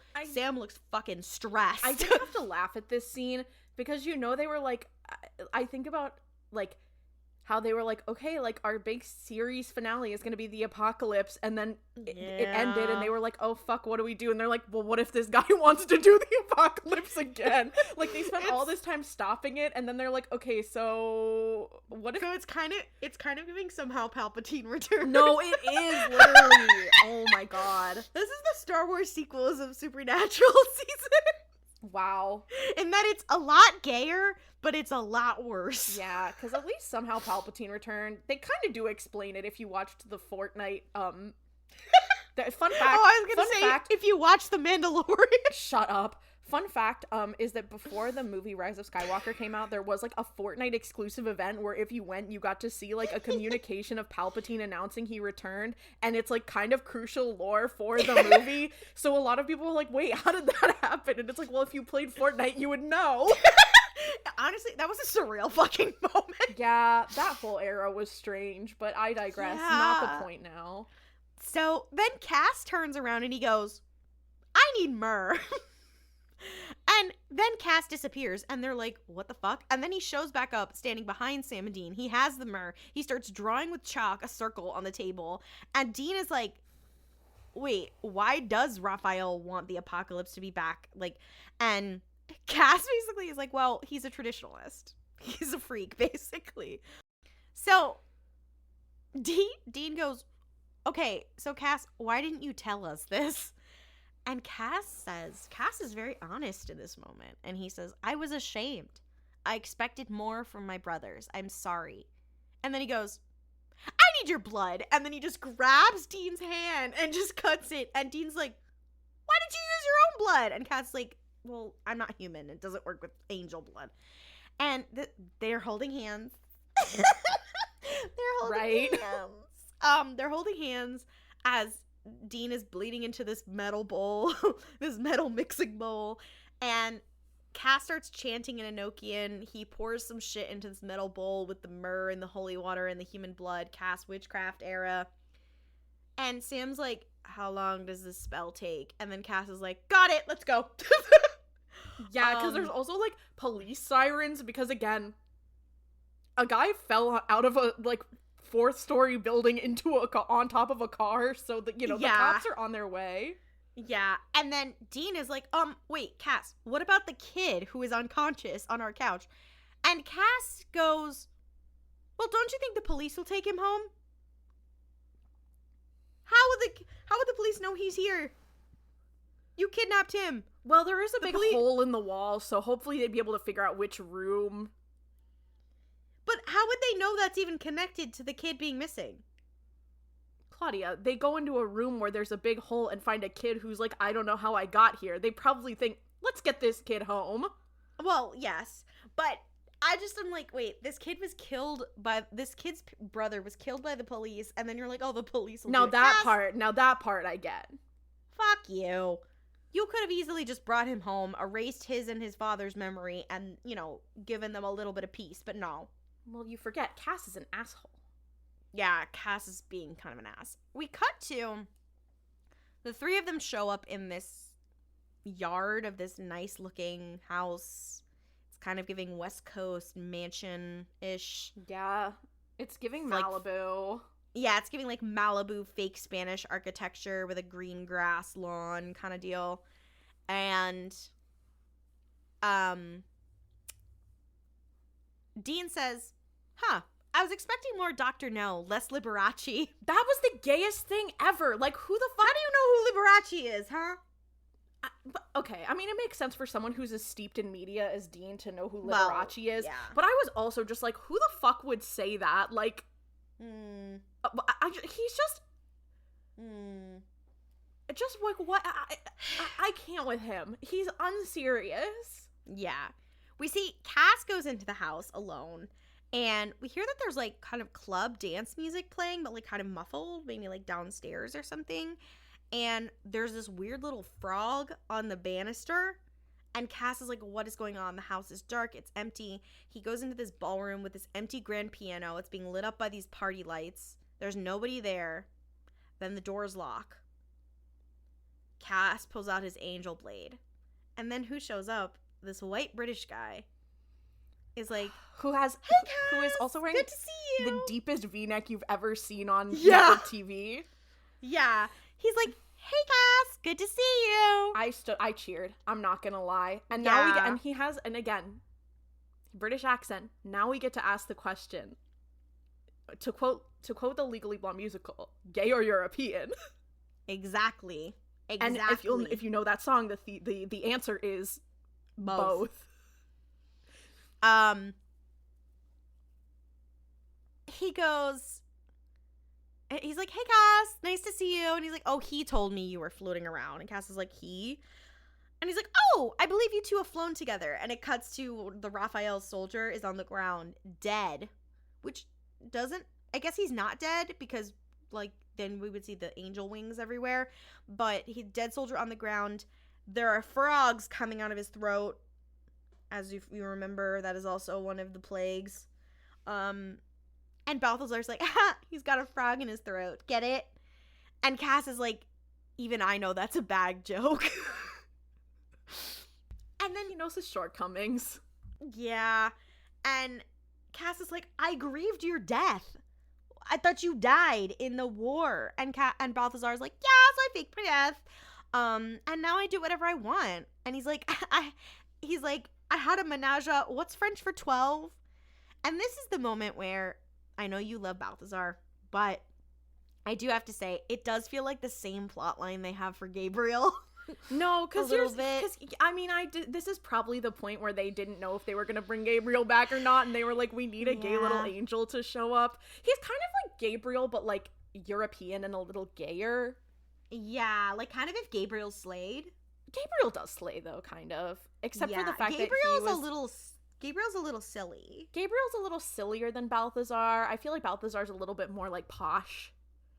Yeah. Like, I think...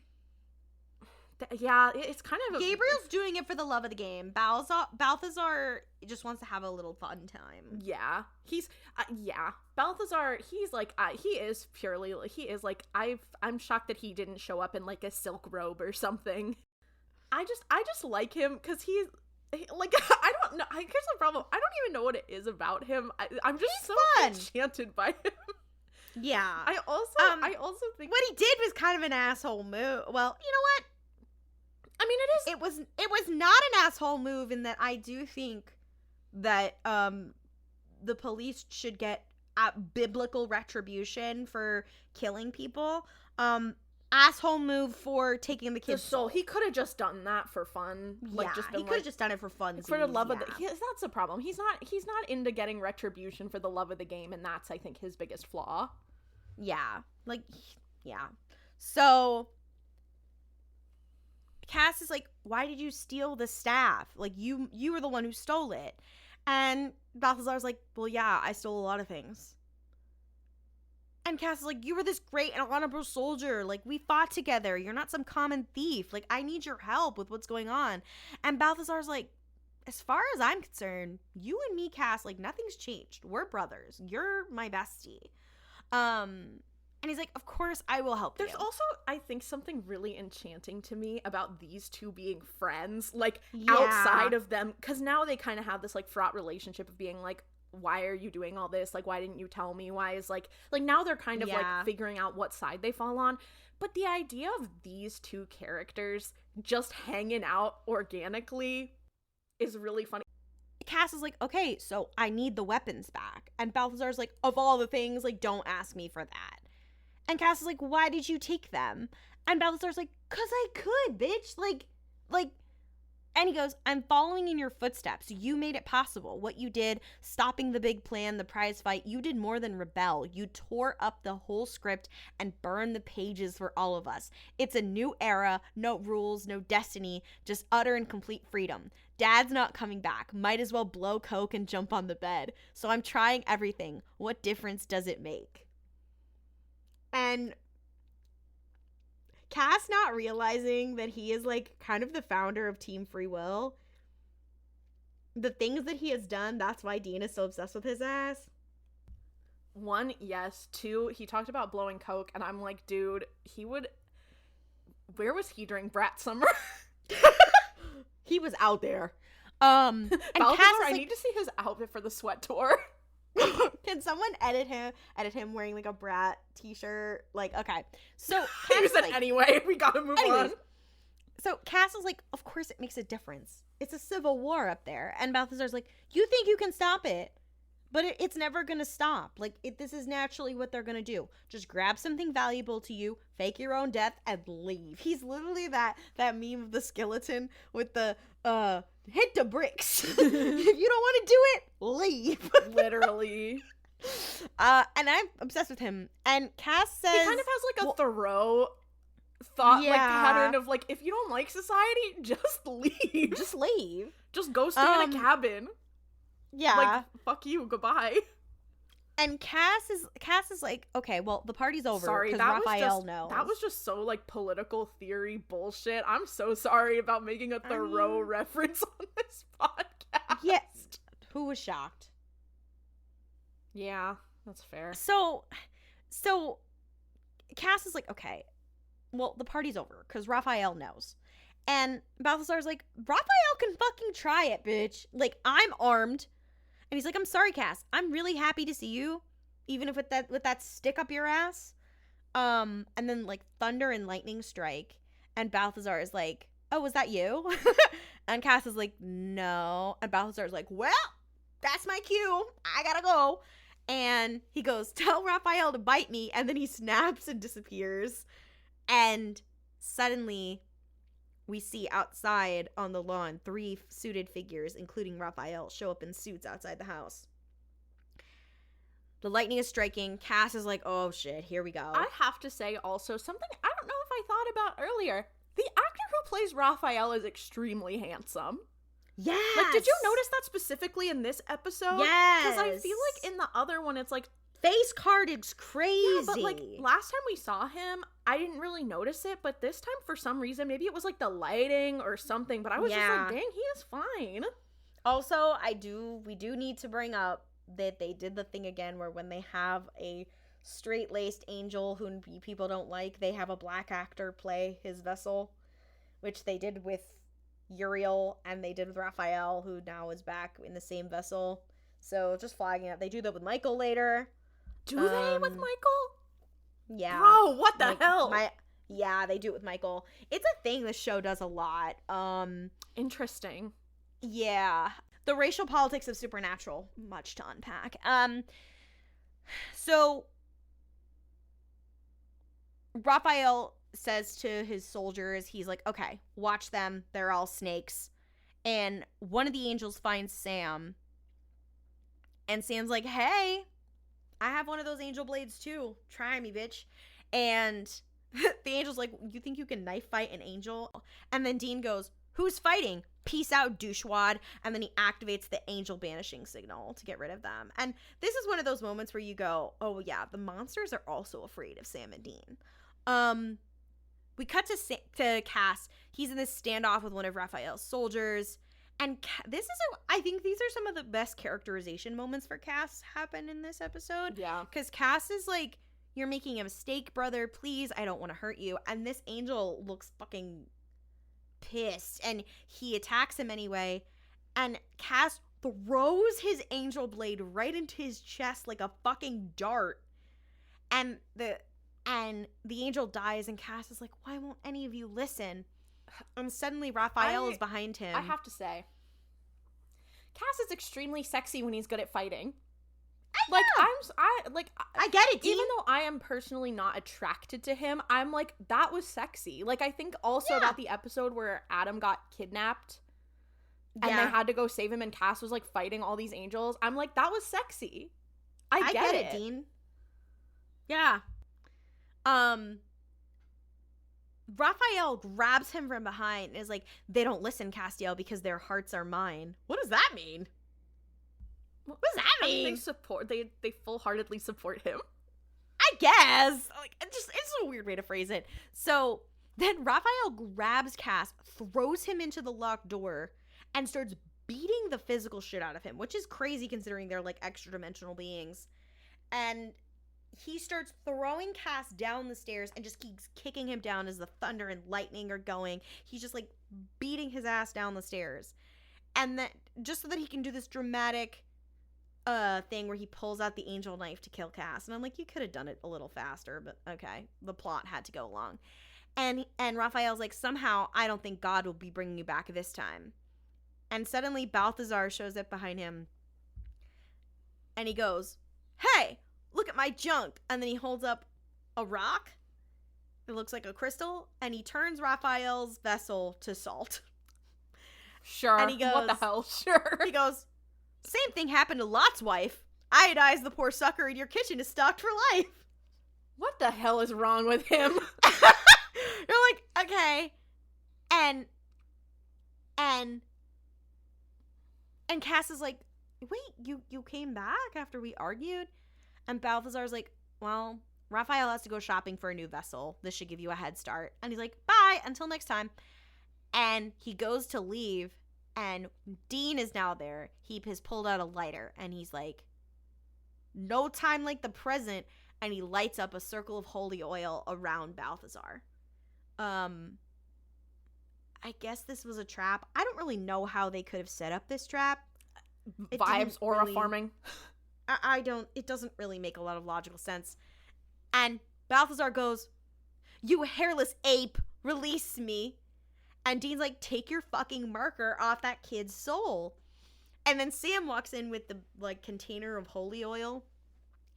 And he's like, yeah, unless you want your wings extra crispy. And Balthazar is like, Cass, I stood for you in heaven. What the fuck? And Cass says an insane line. Cass goes, I believe the hairless ape has the floor. And then just looks at Dean. And Dean looks at him. And he's like, I've got you, Pookie. And he's like, thank you, Pookie. Like, it's so. And then Dean turns back to Balthazar. And then Balthazar's looking at the two of them. I think this is the moment where Balthazar went, oh, no, shit. Okay, this is another thing I just remembered. Well, I'm just thinking about it. Balthazar does have a line later on where he is like, oh, Dean, whatever. Like, well, obviously Cass is in love with you. Yeah. Like, he says and that this in is a the later moment episode. He figured it out. No, he literally was like, okay. He gives them the homophobic dog stare. No, literally. Like a full 30 seconds pass in the episode where... Do he and Crowley ever get to queen out? I don't think they do, but they should. They should. They fucking should. They need to kiss. Maybe they do. They need to. I feel like they did at one point at a party. They got really drunk. I don't know. I like in the college AU. Avengers Tower. Sam is crawling through the supernatural equivalent of the Avengers Tower is Bobby's bunker.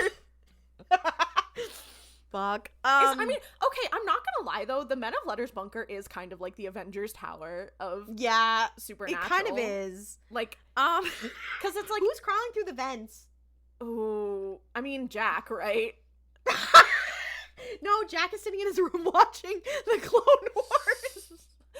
I was like, who's in the vents? I was like, Garth. Like, what?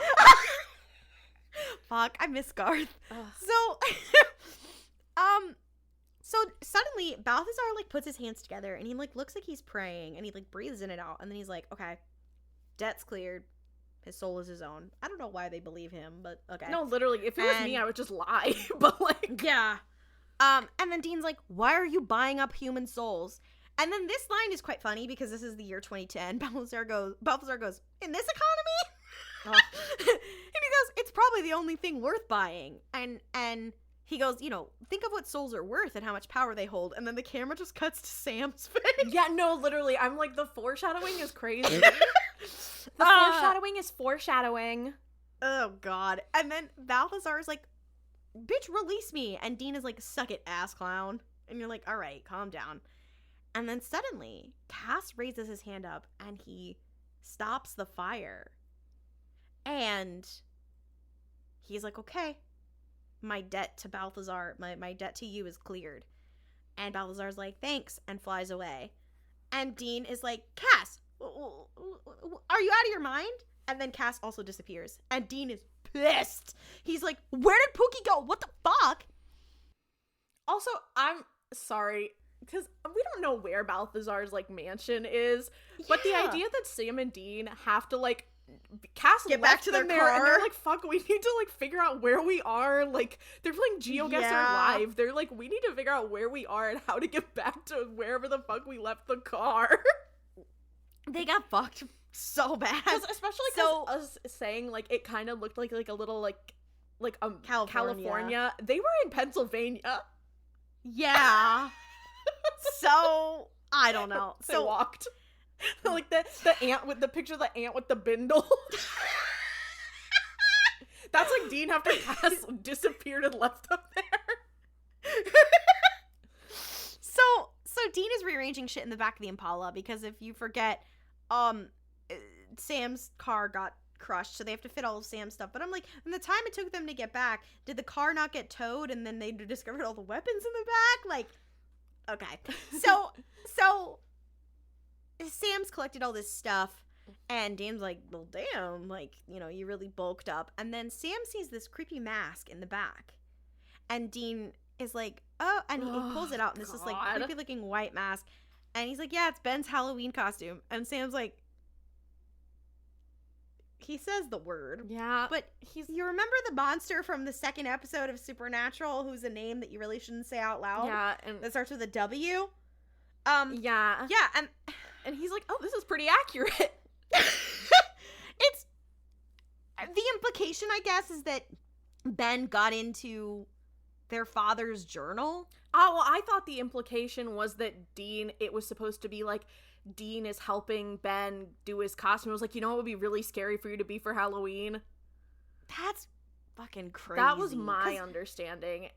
But I'm also like, dang, and he left that in the back of the Impala for why? Yeah. For emotional effect.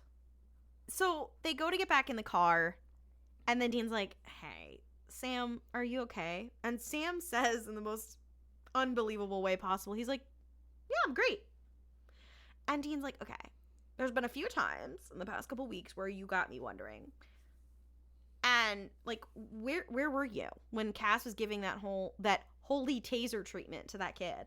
Like, and Sam was like, I was right there. And Dean's like, well, I felt like I was the only one raising a card. I just didn't get the feeling that you even cared. And Sam is like, no, you're wrong. He's definitely lying. He's giving the vibe that he's lying. And Dean's like, there's something different about you. And Sam's like, yeah, well, I've been hunting nonstop for a year. I think I'm a little rough around the edges. And Dean's like, yeah, believe me, I know what that does to a guy. And Sam goes, well, to you, what it does to you. This was but I'm okay. crazy. He literally just goes, I'm built different. No, literally. Also, Yeah. And Dean goes, oh, are you saying you're stronger than me? And Sam's like, no, I'm just saying we're different. Also, I have to add, point of order. So, Dean was in hell for what, 6 months? Is that what it was? I think it was 6 months he's in hell. And then based on that, like, the equivalent of, like, 6 months in hell is, like, 40 years being tortured. Yeah. So Sam was like, yeah, I basically came back same day. Because if we'll recall, Sam was only, like, allegedly in the cage for, like, a day. So or was it, like, 2 weeks? No, he basically was like, I came back, or maybe it was, but it was like, he basically came back, like, right after. So, like, it would have been a significant amount of time for him, but, like, not as long as it was for Dean. Yeah. And also, like, I imagine being in the box is probably way different than being, like, on the rack. Yeah. Well, and also the girls on TikTok like to imply that Lucifer was was torturing him when he was there. And I'm like, I don't think that's ever outright Yeah, I don't. said, but maybe there's a scene I'm forgetting. Also, why would he? It's like his vessel. Like he is him. He's inside of him. I don't know. But Dean kind of gives Sam the side eye, and then they get in the car and the episode ends. That's like, it's a good episode. It is a good episode. I like the next episode better, but it is a good episode. You like the next episode better? That's crazy. I do. Because I fucking hate the next episode. Really? Yeah, and we'll have, because here's the problem. Well, let's get into it before we do that. Okay. But Wait. let's keep talking about this episode because I liked this. Okay. I really like the introduction of like some angels. I think the idea of like this fissure now that everyone's like, okay, so the apocalypse is over, like God's not coming back. Like we need to be real. I don't know.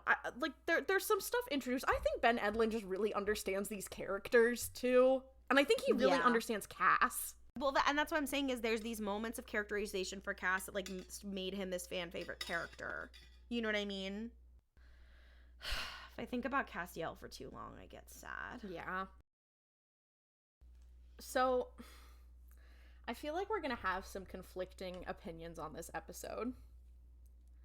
Most likely. But I will say, my opinion on this, it's not that it's a bad episode of television, it's that it's not a good episode of Supernatural.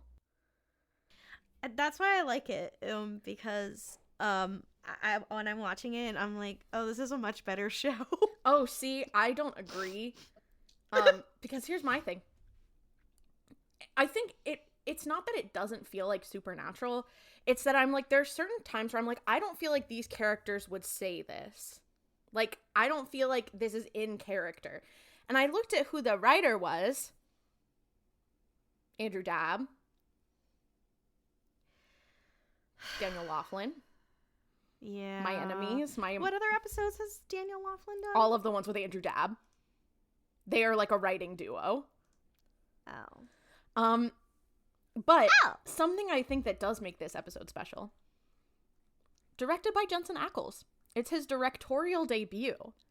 And I have to say, I think the direction of this episode was really good. Like, I thought that the character work and the directions were the performances were really good.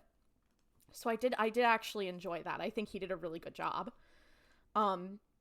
This is season 6, episode 4, Weekend at Bobby's. And the sort of premise of this episode is that it's like, what does Bobby do while the boys are up to their boy business? It's kind of a single mom who works 2 jobs. You who always loves his kids and never stops. This damn song. I mean, but am I wrong? No, you're not. I mean, well, we'll see, because there's specifically a moment in this episode that I found like very out of character, but we'll see. We'll get into it. So we cut. Well, we don't cut because we start. We get a little thing that says 1 year ago. And we can assume this is like right after they've stopped the apocalypse. So if you'll recall, Crowley was like, okay, Bobby, if you made a deal with me, I'm going to help you with this information, and then I'm going to let you use your legs again. I'm going to hold on to your soul. I'm just going to hang on to that.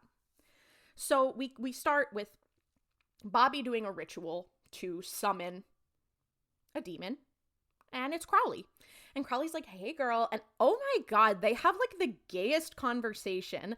Like, it is like, the flirting is crazy. No, and it's like they kind of match each other bar for bar, because Crowley will say something sassy and then Bobby will like deadpan back, and I'm like, whoa.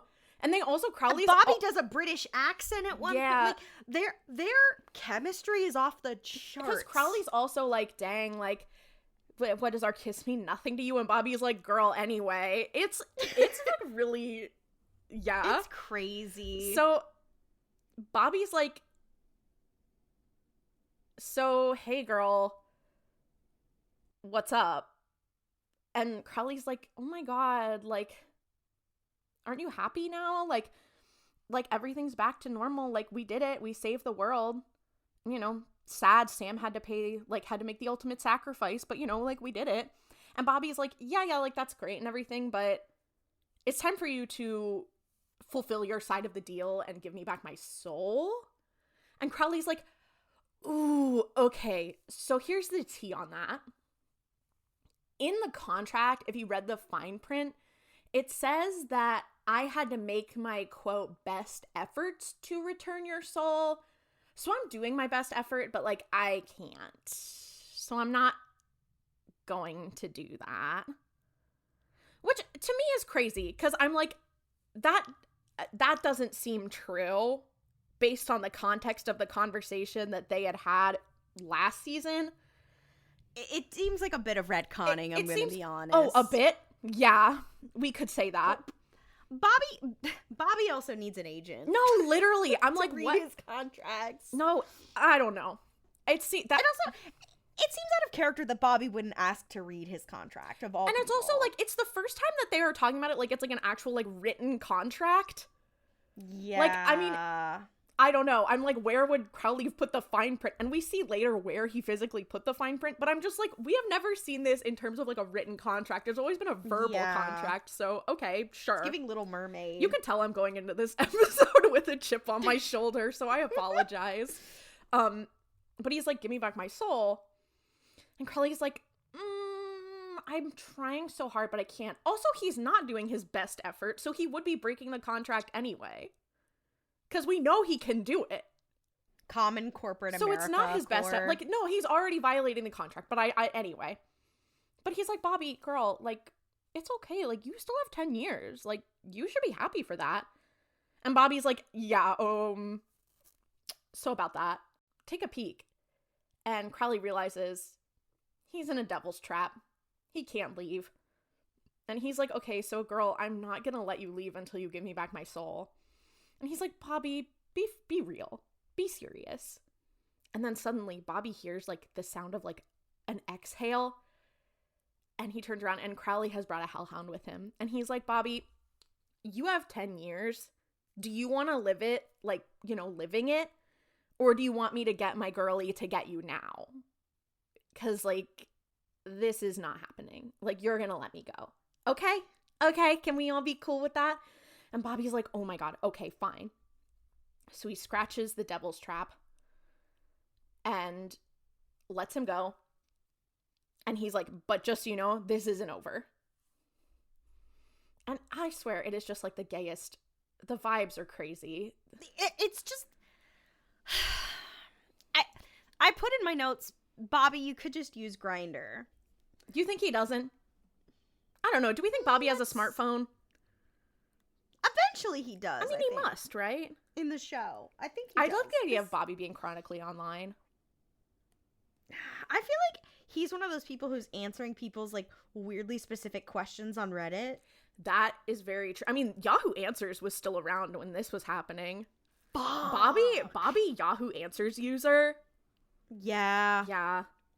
Yeah. He had, like, I don't remember how that website worked. Did they have, like, badges or something? Like, I feel like there was, like, you could get points or there was something to say, like, oh, you... Like a top... Yeah, like a... Top answerer. Yeah, exactly. Yeah. And there's, like, I need one of Bobby's Yahoo Answers to be on an episode of Mabim Bam. Wow. That was a very dated reference. I miss when they had Yahoo Answers. May it rest in peace. I miss Yahoo Answers too. I miss her every day. In the arms of the angels. No, go ahead. Do the whole song. Okay. So anyway, we cut to the present. And we see this playground. And then slowly we back out into like the forest that's surrounding this playground, and we see like a dead body that's been completely like eviscerated, chest open. Sam and Dean are there. Dean's like kind of messing with it, and he's like, girl, like, we have to hurry because we are at a playground and there's a dead body. And Dean calls Bobby, right? And Bobby answers the phone. He's like, hey girl, what's up? And Dean's like, hey, so we have this body that's all like eviscerated. Here, I found this claw that's in here. Can I send you a picture of it? Like, I'm gonna email this picture to you, and I need you to tell me what it is. And Bobby's like clearly like doing other shit. But Dean's like, quick, you need to do this. And he's like, okay. Smartphone Dean moment. Yeah. And so Dean's telling him, he's like, there's been 6 bodies found and we need to figure out what this is and get the hell out of Dodge. Like, we gotta stop this monster. And Bobby's like, okay. He gets the picture. It appears on his computer. It has been sent to him. He's like, okay, I don't know what it is off the top of my head. I've really got other stuff to do. And Dean's like, come on. And Bobby's like, okay, I'm busy, but I will figure it out. Then we get this montage of The Gambler by Kenny Rogers playing. You gotta know when to hold them and know when to fold them, indeed. Of Bobby. There's many a montage in this episode. Of Bobby having just like the worst, most annoying day ever. Because we see he starts going through like all this stuff. And, like, he's looking through his books, and he can't seem to find, like, where this claw is from. He's getting phone calls the whole time of other hunters trying to be, like asking him for advice, and him, like, pretending to be the FBI. And there's one point where he's like, no, Garth, don't do that. Like, do this. You're gonna get yourself killed if you do that. And I was like, oh my god, Garth mentioned. I cannot wait for Garth to show up in this show. And, like, this episode is kind of like everybody's either mentioned or shows up. Garth is mentioned, Rufus why shows Garth the up, bus driver? Jody. It's like everybody's here now. No, literally. But he finds, like, oh, he can't find this claw in any of his books. So he drives into town to go to this library at the university nearby, and it's closed. And he's like, oh, fuck. So then we see him throw a brick through the window and sneak in. Bobby threw the first brick at Stonewall? I mean, he could have. So he, like, steals a book, and we see him, like, sneaking around this library. He gets out. He's having all this trouble, like, climbing through the tiny little window, because, you know, he's a million years old. He gets out. He gets into his car. His car won't start. So he's just like, oh, fuck. So this episode should have been called Bobby's No Good, Very Bad No, Day. literally. And I don't know how he gets home, but by the time, I don't know if he, like, called someone to come help him or whatever, but by the time he gets home, it's, like, super late. It's, like, it's dark. And it's, like, I don't know, probably, what does it say, like, 8 p.m. or something. So he gets home. He starts, like, going through his books again, and, like, this new book he has, and it's, like, in the wee hours of the morning, and he calls Dean back and is like, okay, so you're hunting a lamia, which is, I can't find any record of it appearing outside of Greece, so that's kind of weird. And Dean's on the other line, and he's like, okay, great, like, so how can you kill it? And Bobby is like, okay, so there's a couple different ways that you can kill it. And then Dean's like, okay. And he's like, okay, so you can kill it with a blessed silver knife, like a silver knife that's been blessed by a priest. And Dean goes, all right, great, thanks, and hangs up. And Bobby's like, oh, and then, right. Okay. What doesn't make sense to me there is that I'm like, how would being blessed by a priest of the Christian faith help with an ancient Greek monster? Yes, I had that same thought. It's like, does it have to be a Greek Orthodox priest? Simply because, Klaudia, you must keep in mind, Andrew Dabb and Daniel Laughlin have never written a culturally sensitive episode of Supernatural. Well, and that will continue throughout this episode. Yeah. So Bobby's like, oh, this dick, he just hung up on me and I had all this extra information that I gathered for him. Whatever. Bobby then is like, okay, T. He starts going into his basement. He's carrying a bag. And then we see there's a woman, like, tied to a chair in his basement. And we realize she's in a devil trap. She's a demon. And he's like, okay, so anyway, back to what we were saying. I guess this is like the morning. I think this is like the next.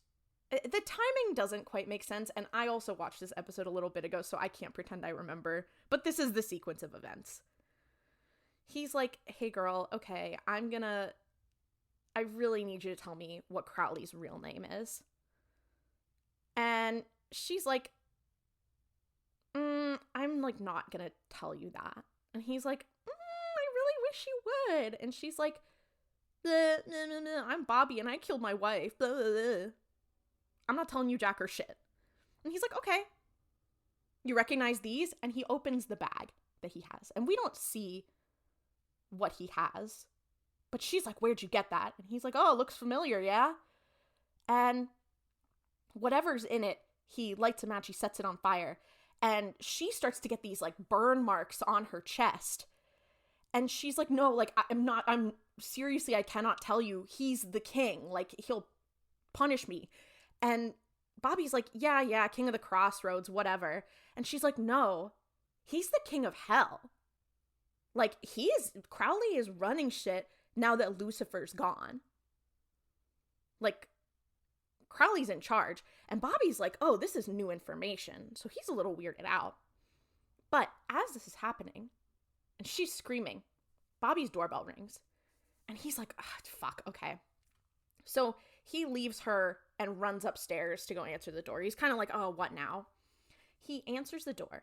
And there's this, like, nice, pretty, blonde lady. She's probably, like, about Bobby's age, maybe a little younger, like, whatever. Middle-aged lady. She's holding a cobbler, like a peach cobbler.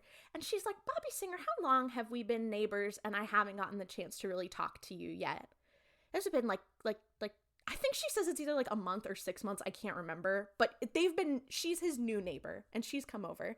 And she's like, oh my gosh, like, it's been so, like, I just wanted to come over and, like, formally talk to you and bring you this. And he goes to kind of thank her, and then the demon starts yelling, like, screaming in his basement, and he's like, oh, sorry, I'm watching a horror movie.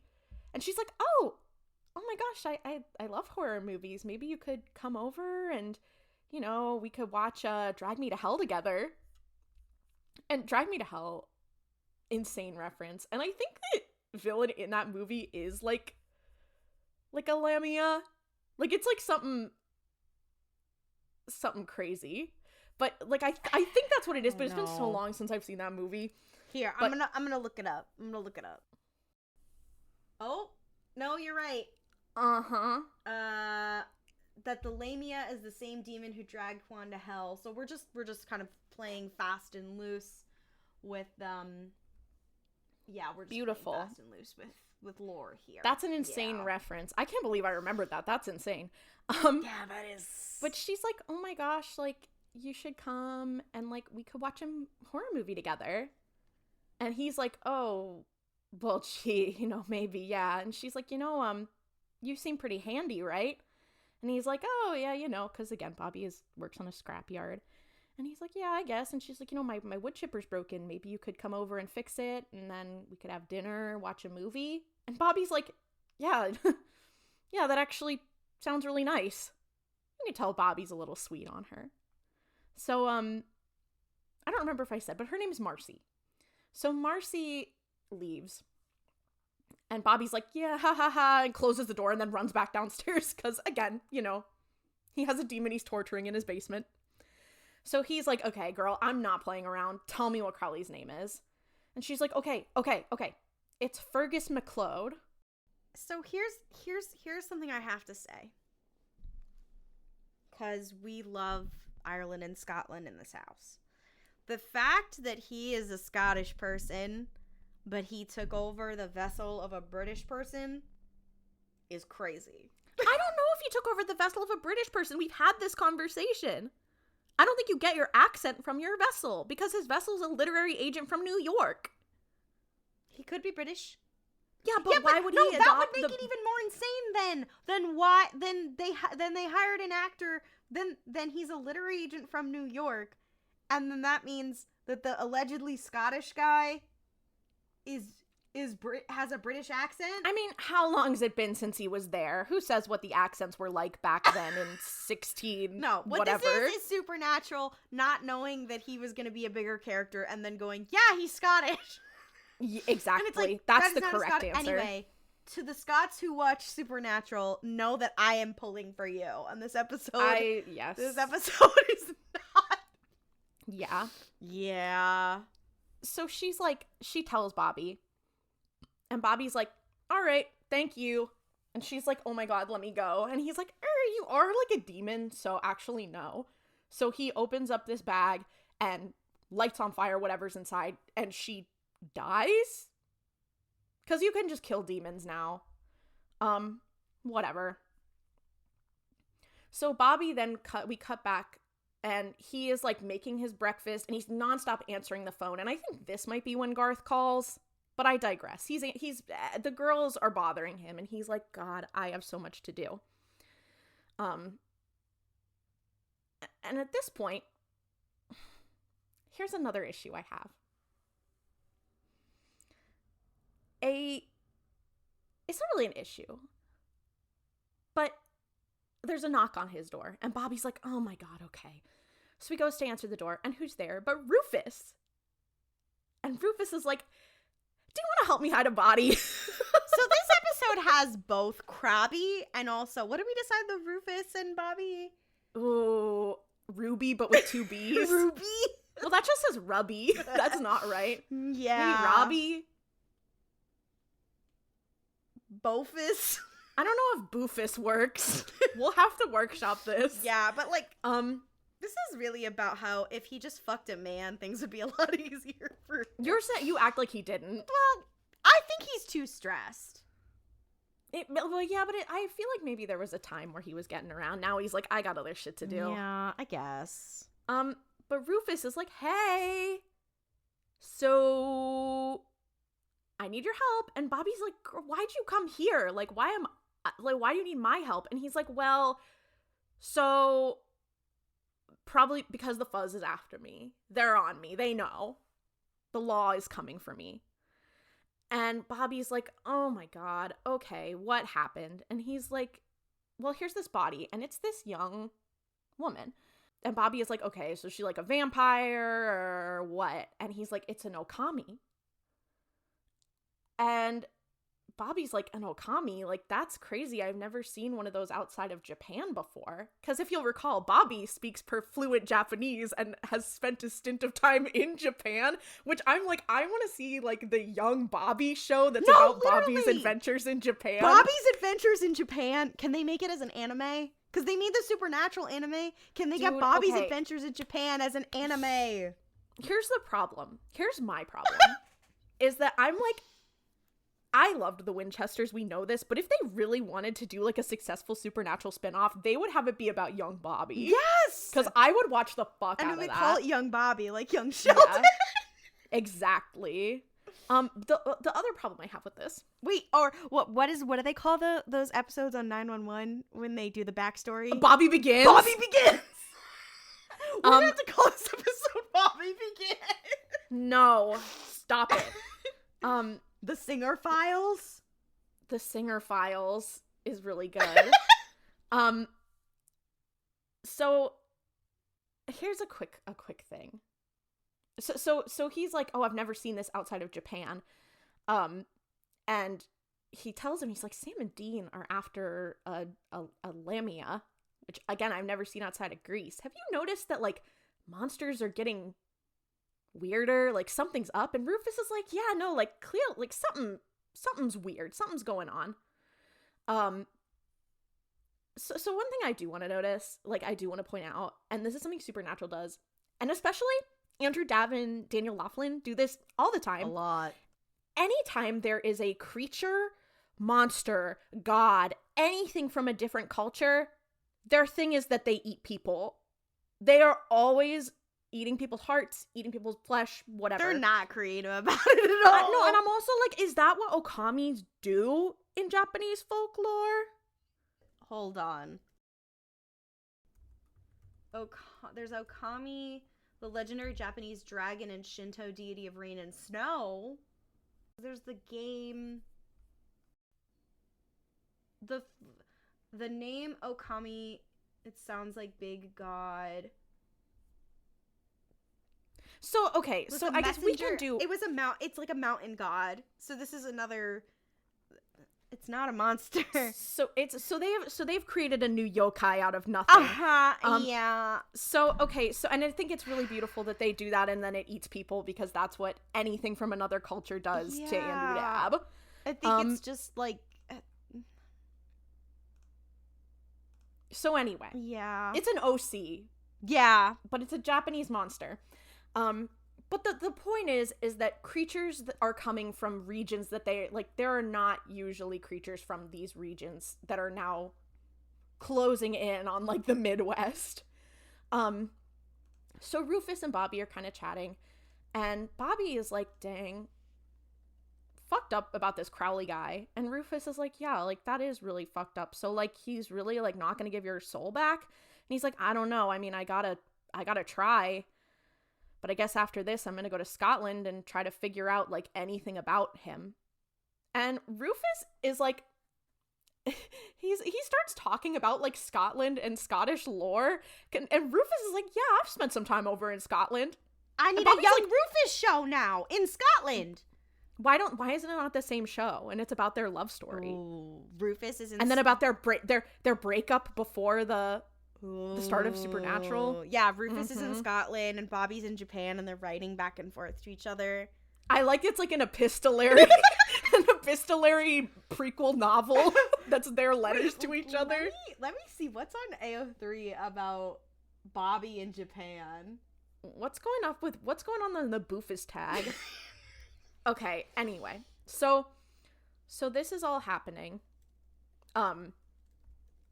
So Rufus is like, yes, Diva, I know some people there.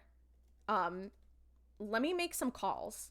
And Bobby's like, Rufus, I don't need your help. And he's like, well, no, I consider us even because you helped me bury this body. He's trying to tell Rufus, like, not to give him a hand. Bobby is really giving, like, put upon mother in this episode, who's like, nobody ever helps me in this house, even though, like, everyone is trying to help him. He's unfortunately...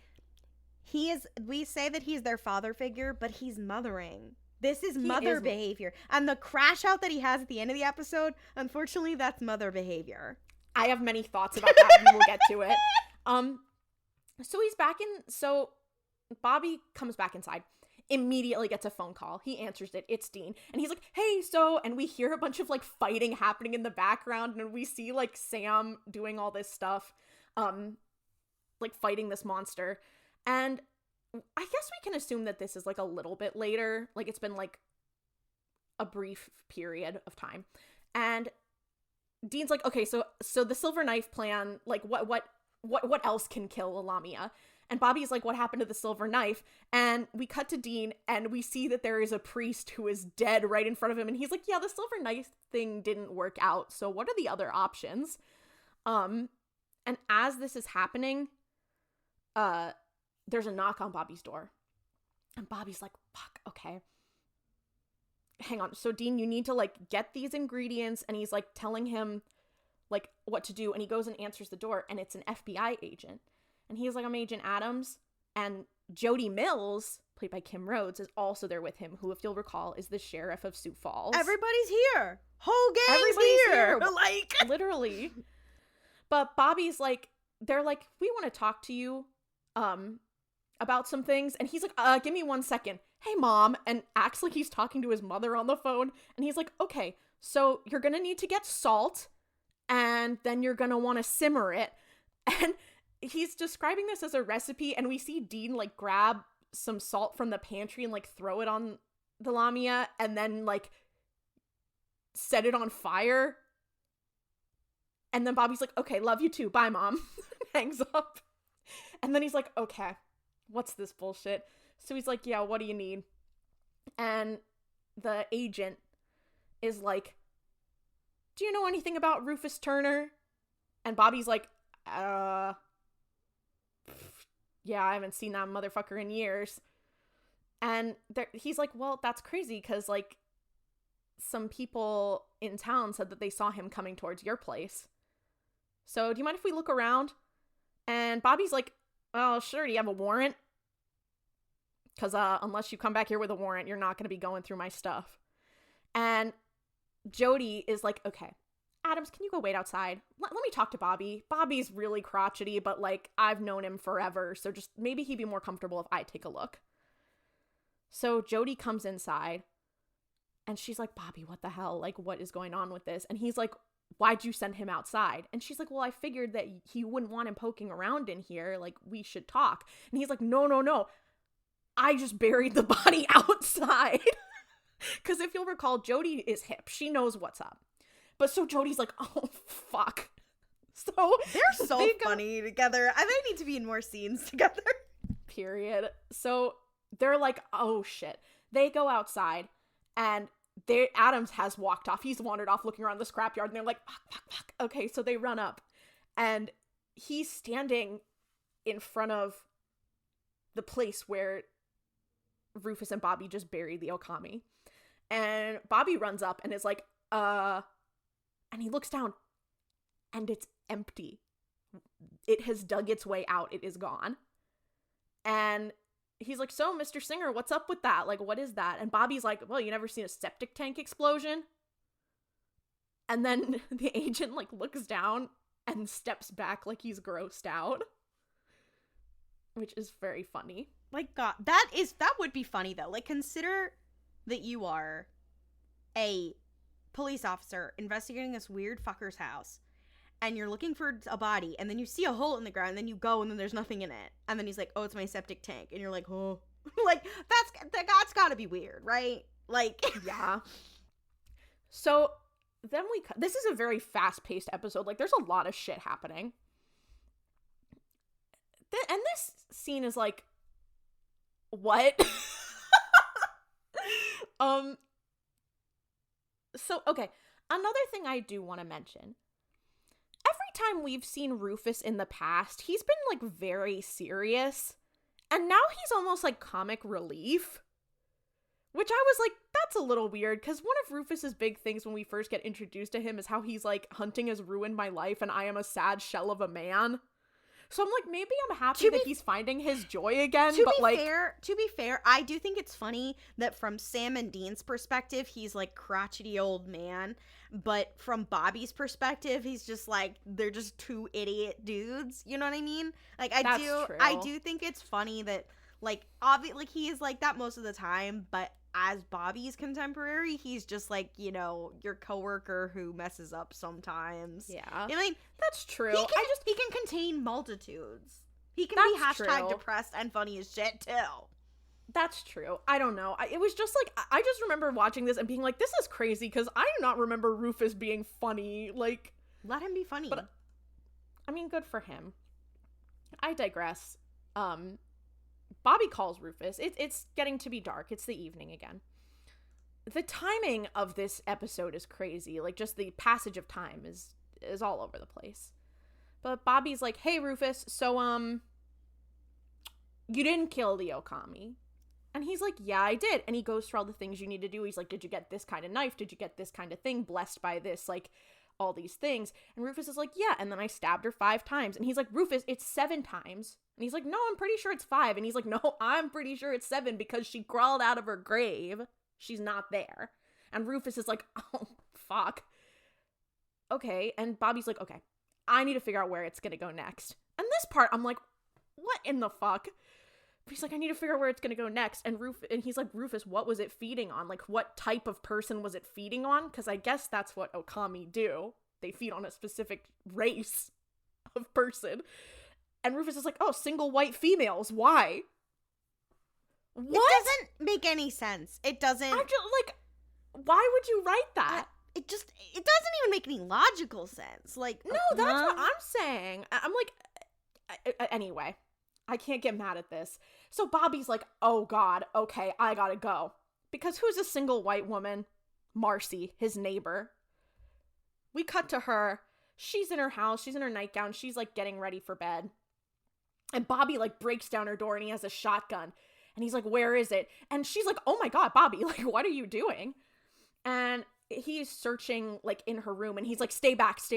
And she's like, oh my God, like she's clearly ready to go with it to like figure out what's going on. But she is like, okay, you're going to have to explain. Like, why did you break into my house? And he's like, okay, just trust me. we're gonna find it. And she's like, find what? The Okami shows up. It's crawling on the ceiling. It jumps down. It starts fighting. Bobby gets thrown out the window and it chases him. And they're struggling. They have this long fight. Marcy runs out. They're right up against her wood chipper, which is like Chekhov's wood chipper is crazy. Ooh, we might have to call this episode Chekhov's wood chipper.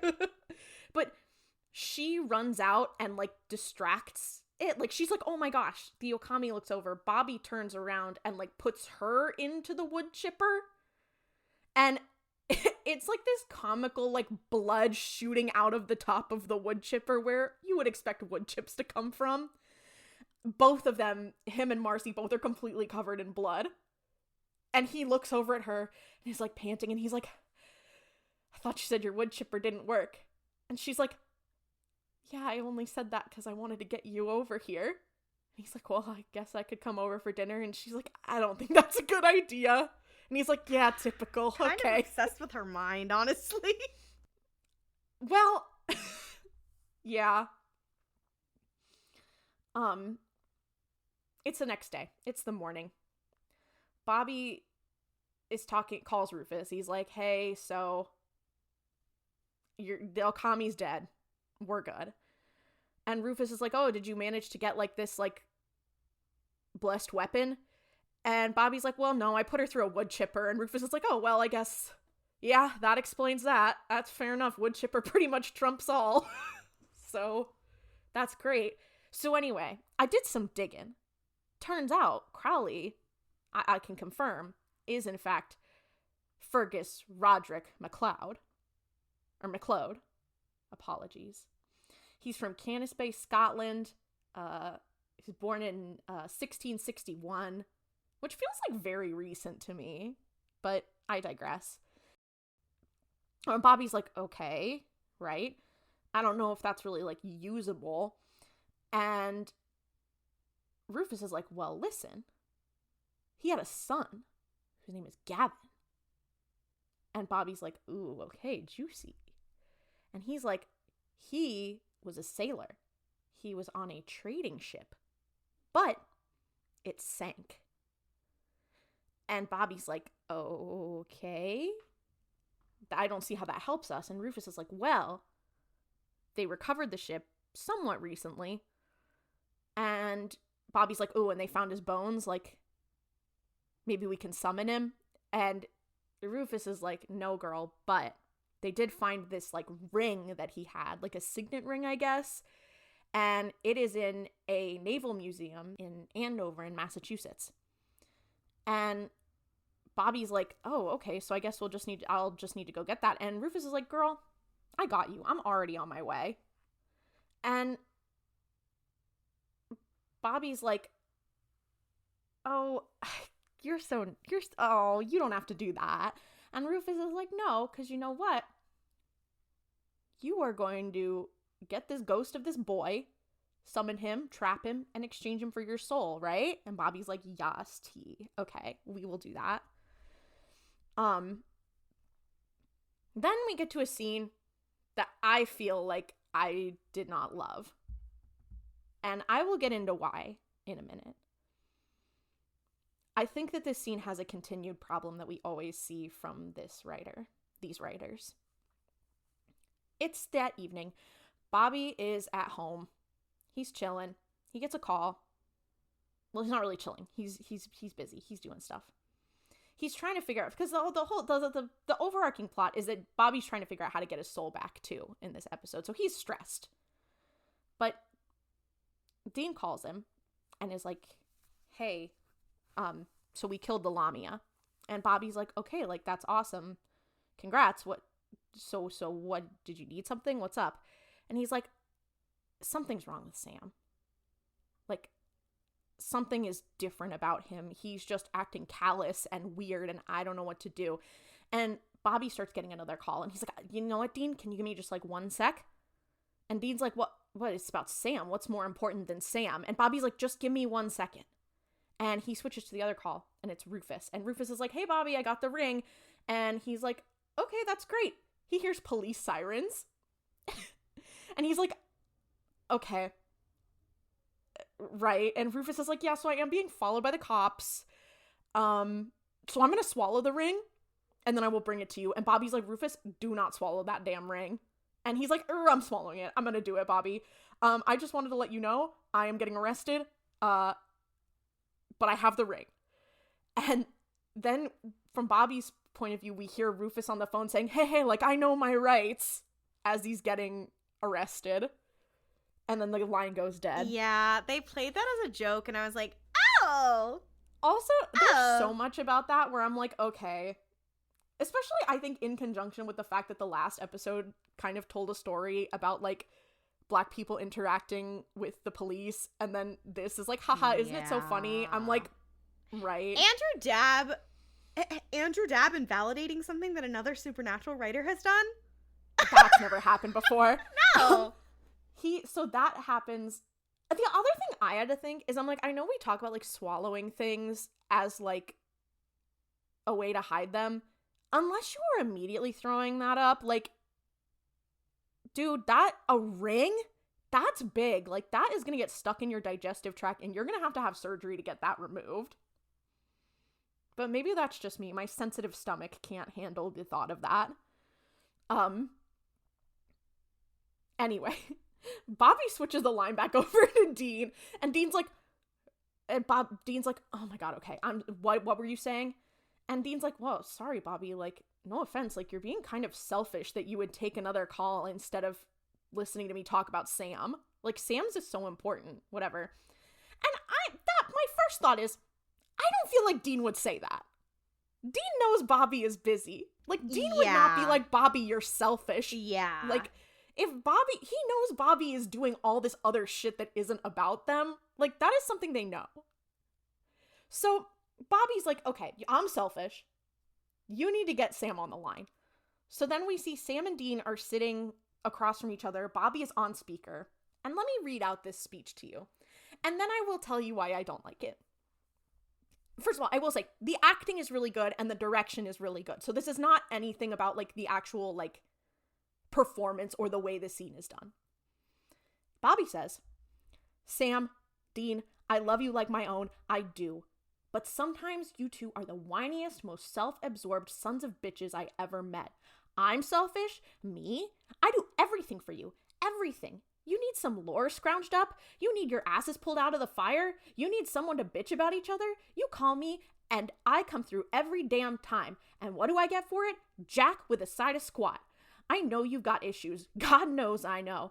But I've got a newsflash for you. You ain't the center of the universe. Now, it may have slipped your mind that Crowley owns my soul and the meter is running, but I will be damned if I'm going to sit around and be damned. So how about you two sack up and help me for once? And then Sam is like, Bobby, I'm so sorry. Like, you know we're always here for you. And Dean's like, yeah, like, we're so here for you, Bobby. Like, we're sorry that you felt that we feel that way. Like, we're sorry that, like, that you feel like we think about you that way. Whatever. Scene ends. Literally, like, last season. I feel like every 5 episodes of this show is something happening to Bobby and the boys dropping everything to go help him. Yeah, like that's what, like, I'm thinking about, like, the episode, like, where Dean gambled away years of his life to help Bobby, and Bobby the whole time being like, you shouldn't do this, you shouldn't help me. So I'm like, unless we're going through the angle that this is Bobby acting like a put-upon mother who's always like, no, I don't need your help, and then it's like, you never help me. Unless that's the angle, then it makes literally no sense. Like, I know Bobby does a lot for them, and, like, I think it's fair for him to have a breakdown, but I just feel like this one is misplaced, especially when you do, because also the framing of the narrative is trying to frame it like this is true. I agree with you. Here's my theory. I think this was an episode that was pitched in an earlier season that they didn't get to until now, which is why it doesn't make sense. And I also think this is another example of the mismatch between what was intended and what actually happens. Because what was intended was, oh, he's not appreciated, whatever. And instead it's like, oh, he's kind of mothering in the sense of that he's a mom who's put upon. No, exactly. It's just like the whole scene. And also I'm like, I'm sorry, Sam and Dean in this moment, like, I'm thinking about Dean being like, I'm begging Bobby to stay alive and I'm sacrificing potentially like 60 years of my life in that episode where there was like the gambling thing where you could gamble years. Like, Dean and Sam are always there for Bobby when Bobby needs it. And it's like, I get sometimes like in the moment when something like this happens, you just kind of snap and need to like be like, okay, you know what, fuck this. Yeah. But it just felt so like, considering the fact that it was like, I don't know. It felt weirdly out of character to me. It almost felt like they wanted to have Bobby have like an epic scene where he's like, don't you know how much I do for you? Which I'm like, that would have been cool, but I just didn't like the premise of this one. Yeah. You know? Like, and I just felt like it being set up by Dean being like, you're selfish for not wanting to listen to me complain right now. Like, and also, the whole setup of this scene felt weird, and I think that carried into this monologue of being like, it didn't hit for me. Yeah. Like, it just didn't feel right. I just like the premise of the episode overall, and I thought it was fun getting to, like, be inside his head, but that part was very stupid to me. So I agree in that sense. But I also agree with you, and I don't think that this is, like, a bad episode of television. Like, I think it's entertaining, and I do really like the idea of, like, a Bobby-centric, like, what does he do while the boys are off doing their thing? Or, like, a let Bobby snap kind of episode.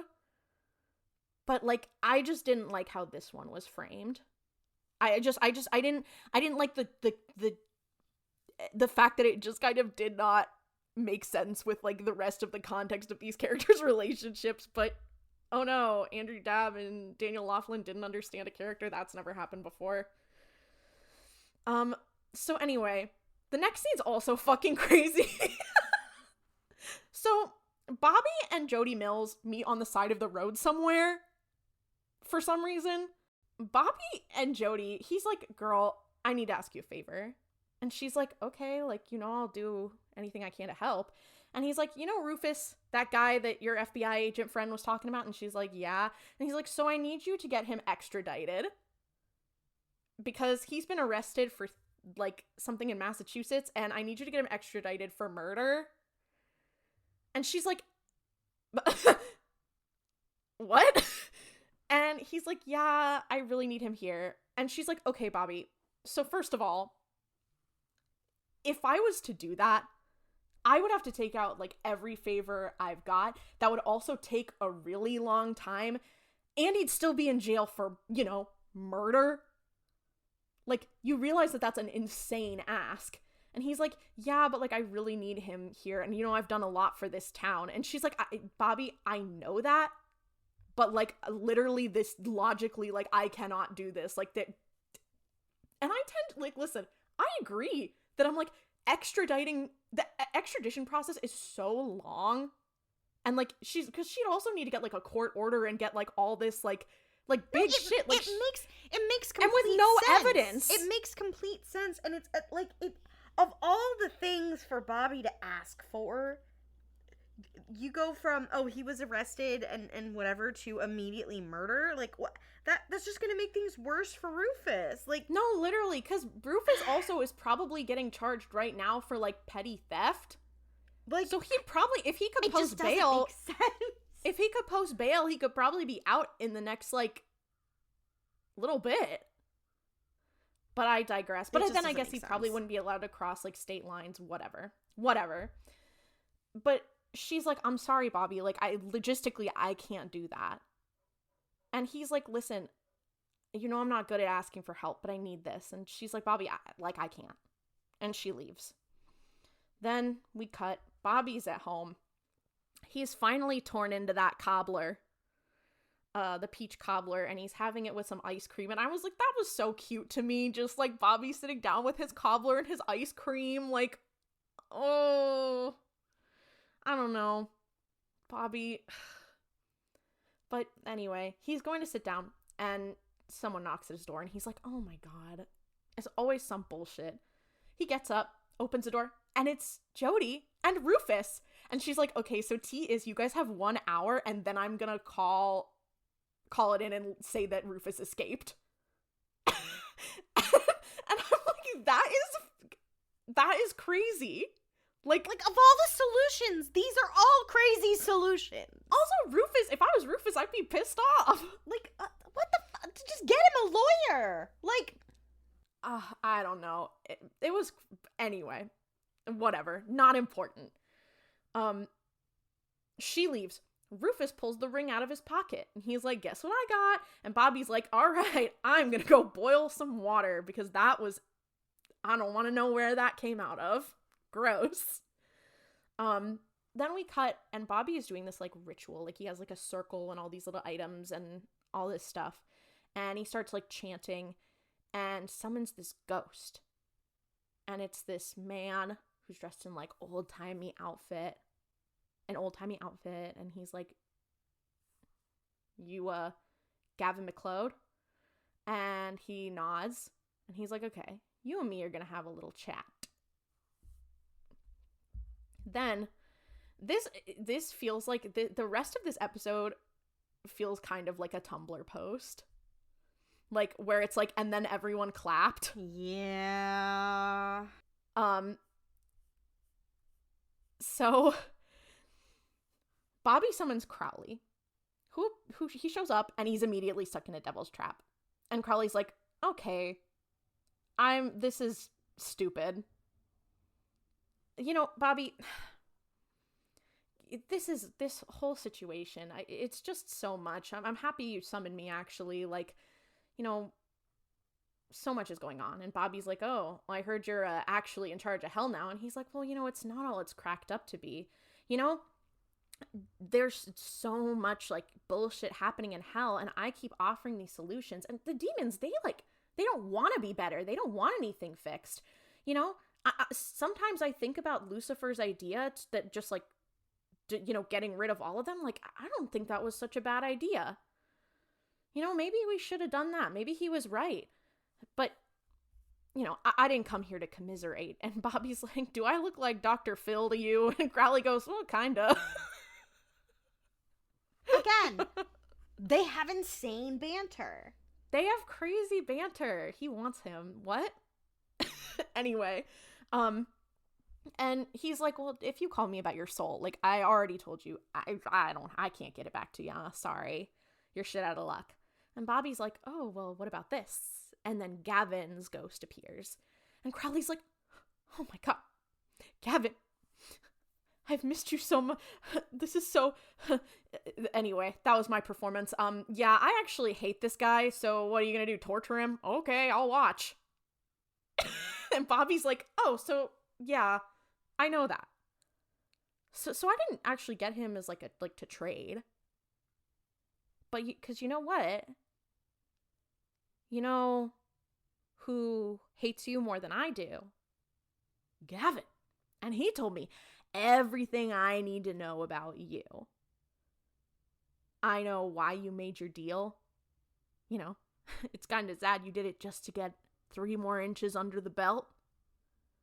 And Crowley says, I was trying to hit double digits.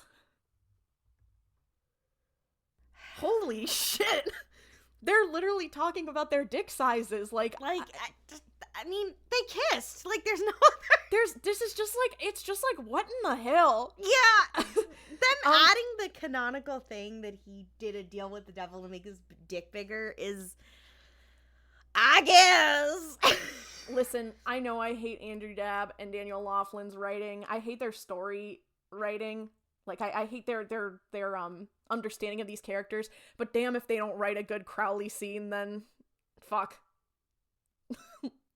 Can't pretend that that's not true. But Crowley's like, okay, like, whatever. What could he have told you that's, like, that is relevant to this? And he's like, well, I know where your corpse is buried. And Crowley's like, what? And he tosses Crowley a phone. And this part's also like, what the fuck?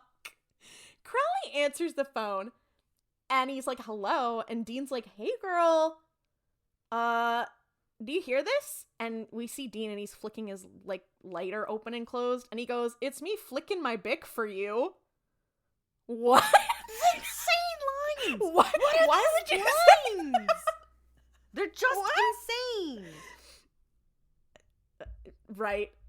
Crowley is trying to collect the whole family, I'll tell you that much. Yeah. So Dean's like, yeah, me and Sam are here in Scotland. We dug up your bones. And we're gonna burn them if you don't give Bobby his soul back. And Crowley's like, okay, that's stupid. That's a myth. Because if you'll know, you can kill a ghost in supernatural lore by burning their bones or like whatever remains of their person. And we've never heard this used for demons before.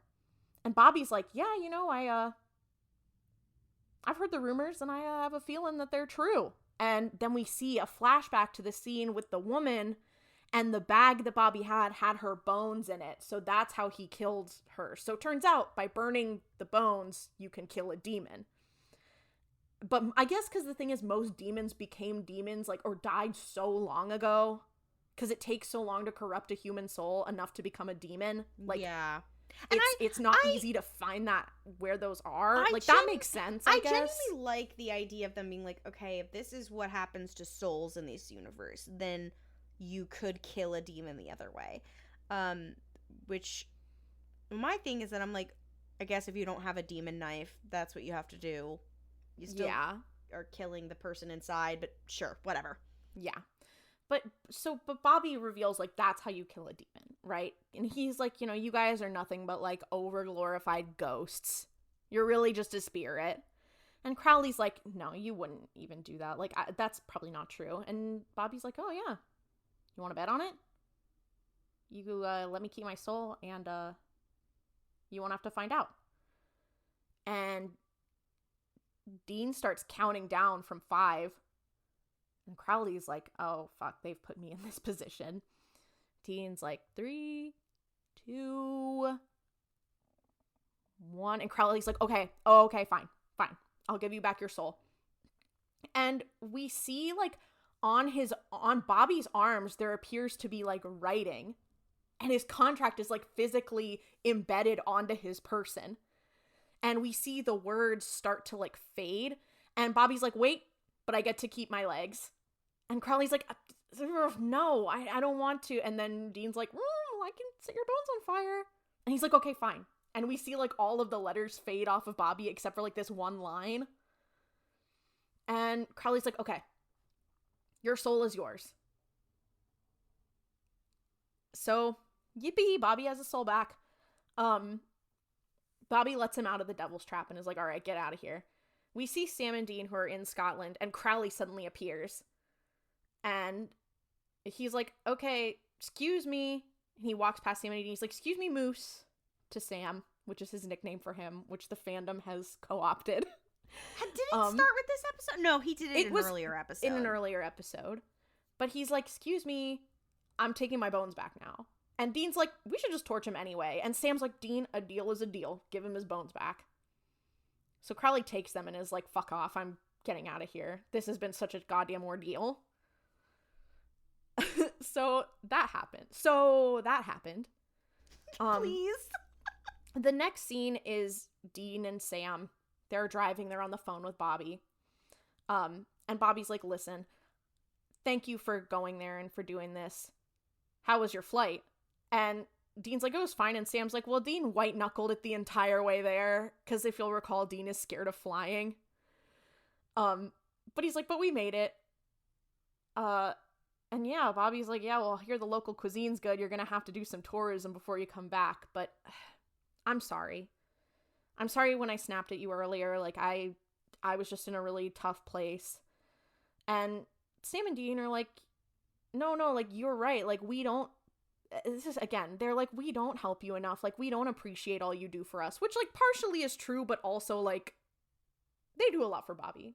But I digress.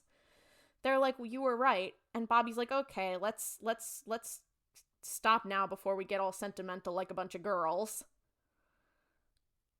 And they hang up. Bobby sits back down to his peach cobbler to eat it, finally getting the chance to rest. And the phone rings again, and he's like, ugh, fine. And he gets up and gets back to it. And then the episode ends. So how did Sam and Dean get to Scotland? I mean, I know they flew, but no, that's what I was thinking. How long did they have to get there? Because like this has happened over, I guess, a couple days. They had to falsify documents and passports to be able to get there because they think they're dead. And like a fake ID is one thing, but a fake passport is like. Did they like? I don't know. That's crazy. Did they get on a boat? Like. It's actually been 3 months since. It's just like and listen, I'm not going to sit here and talk about Supernatural and be like, the timing, the amount of hours it took for them to do this wasn't accurate. Like, obviously I can suspend my disbelief a little bit, but just like Dean answering the phone and being like, we've gone international. Like, you'd think that this would be a bigger deal. Yeah, literally, because like them riding in planes was like a whole thing that they established that they don't do. I don't know.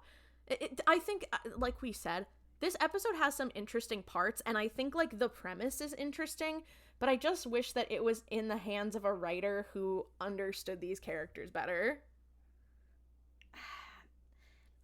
Andrew Dabb understanding characters?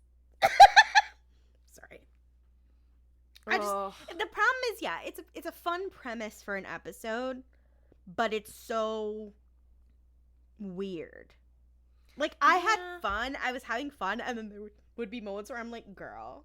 Well, that's the thing, I think, and it's, like, one of the things, so, like, watching episodes like this is how I kind of understand how Andrew Dabb became, like, the showrunner. Yeah. Because, like, I think that he does have a good grasp on how to write.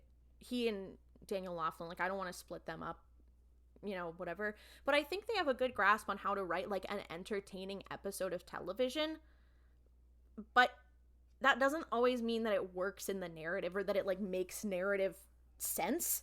I mean, it's kind of a similar thing with, like, and here's the problem. I'm never going to be over the Gods episode because it was so racist.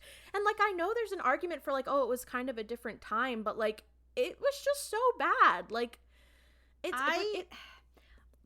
of the things... I hate to say it because this is a Supernatural podcast, but it's giving Stephen Moffat...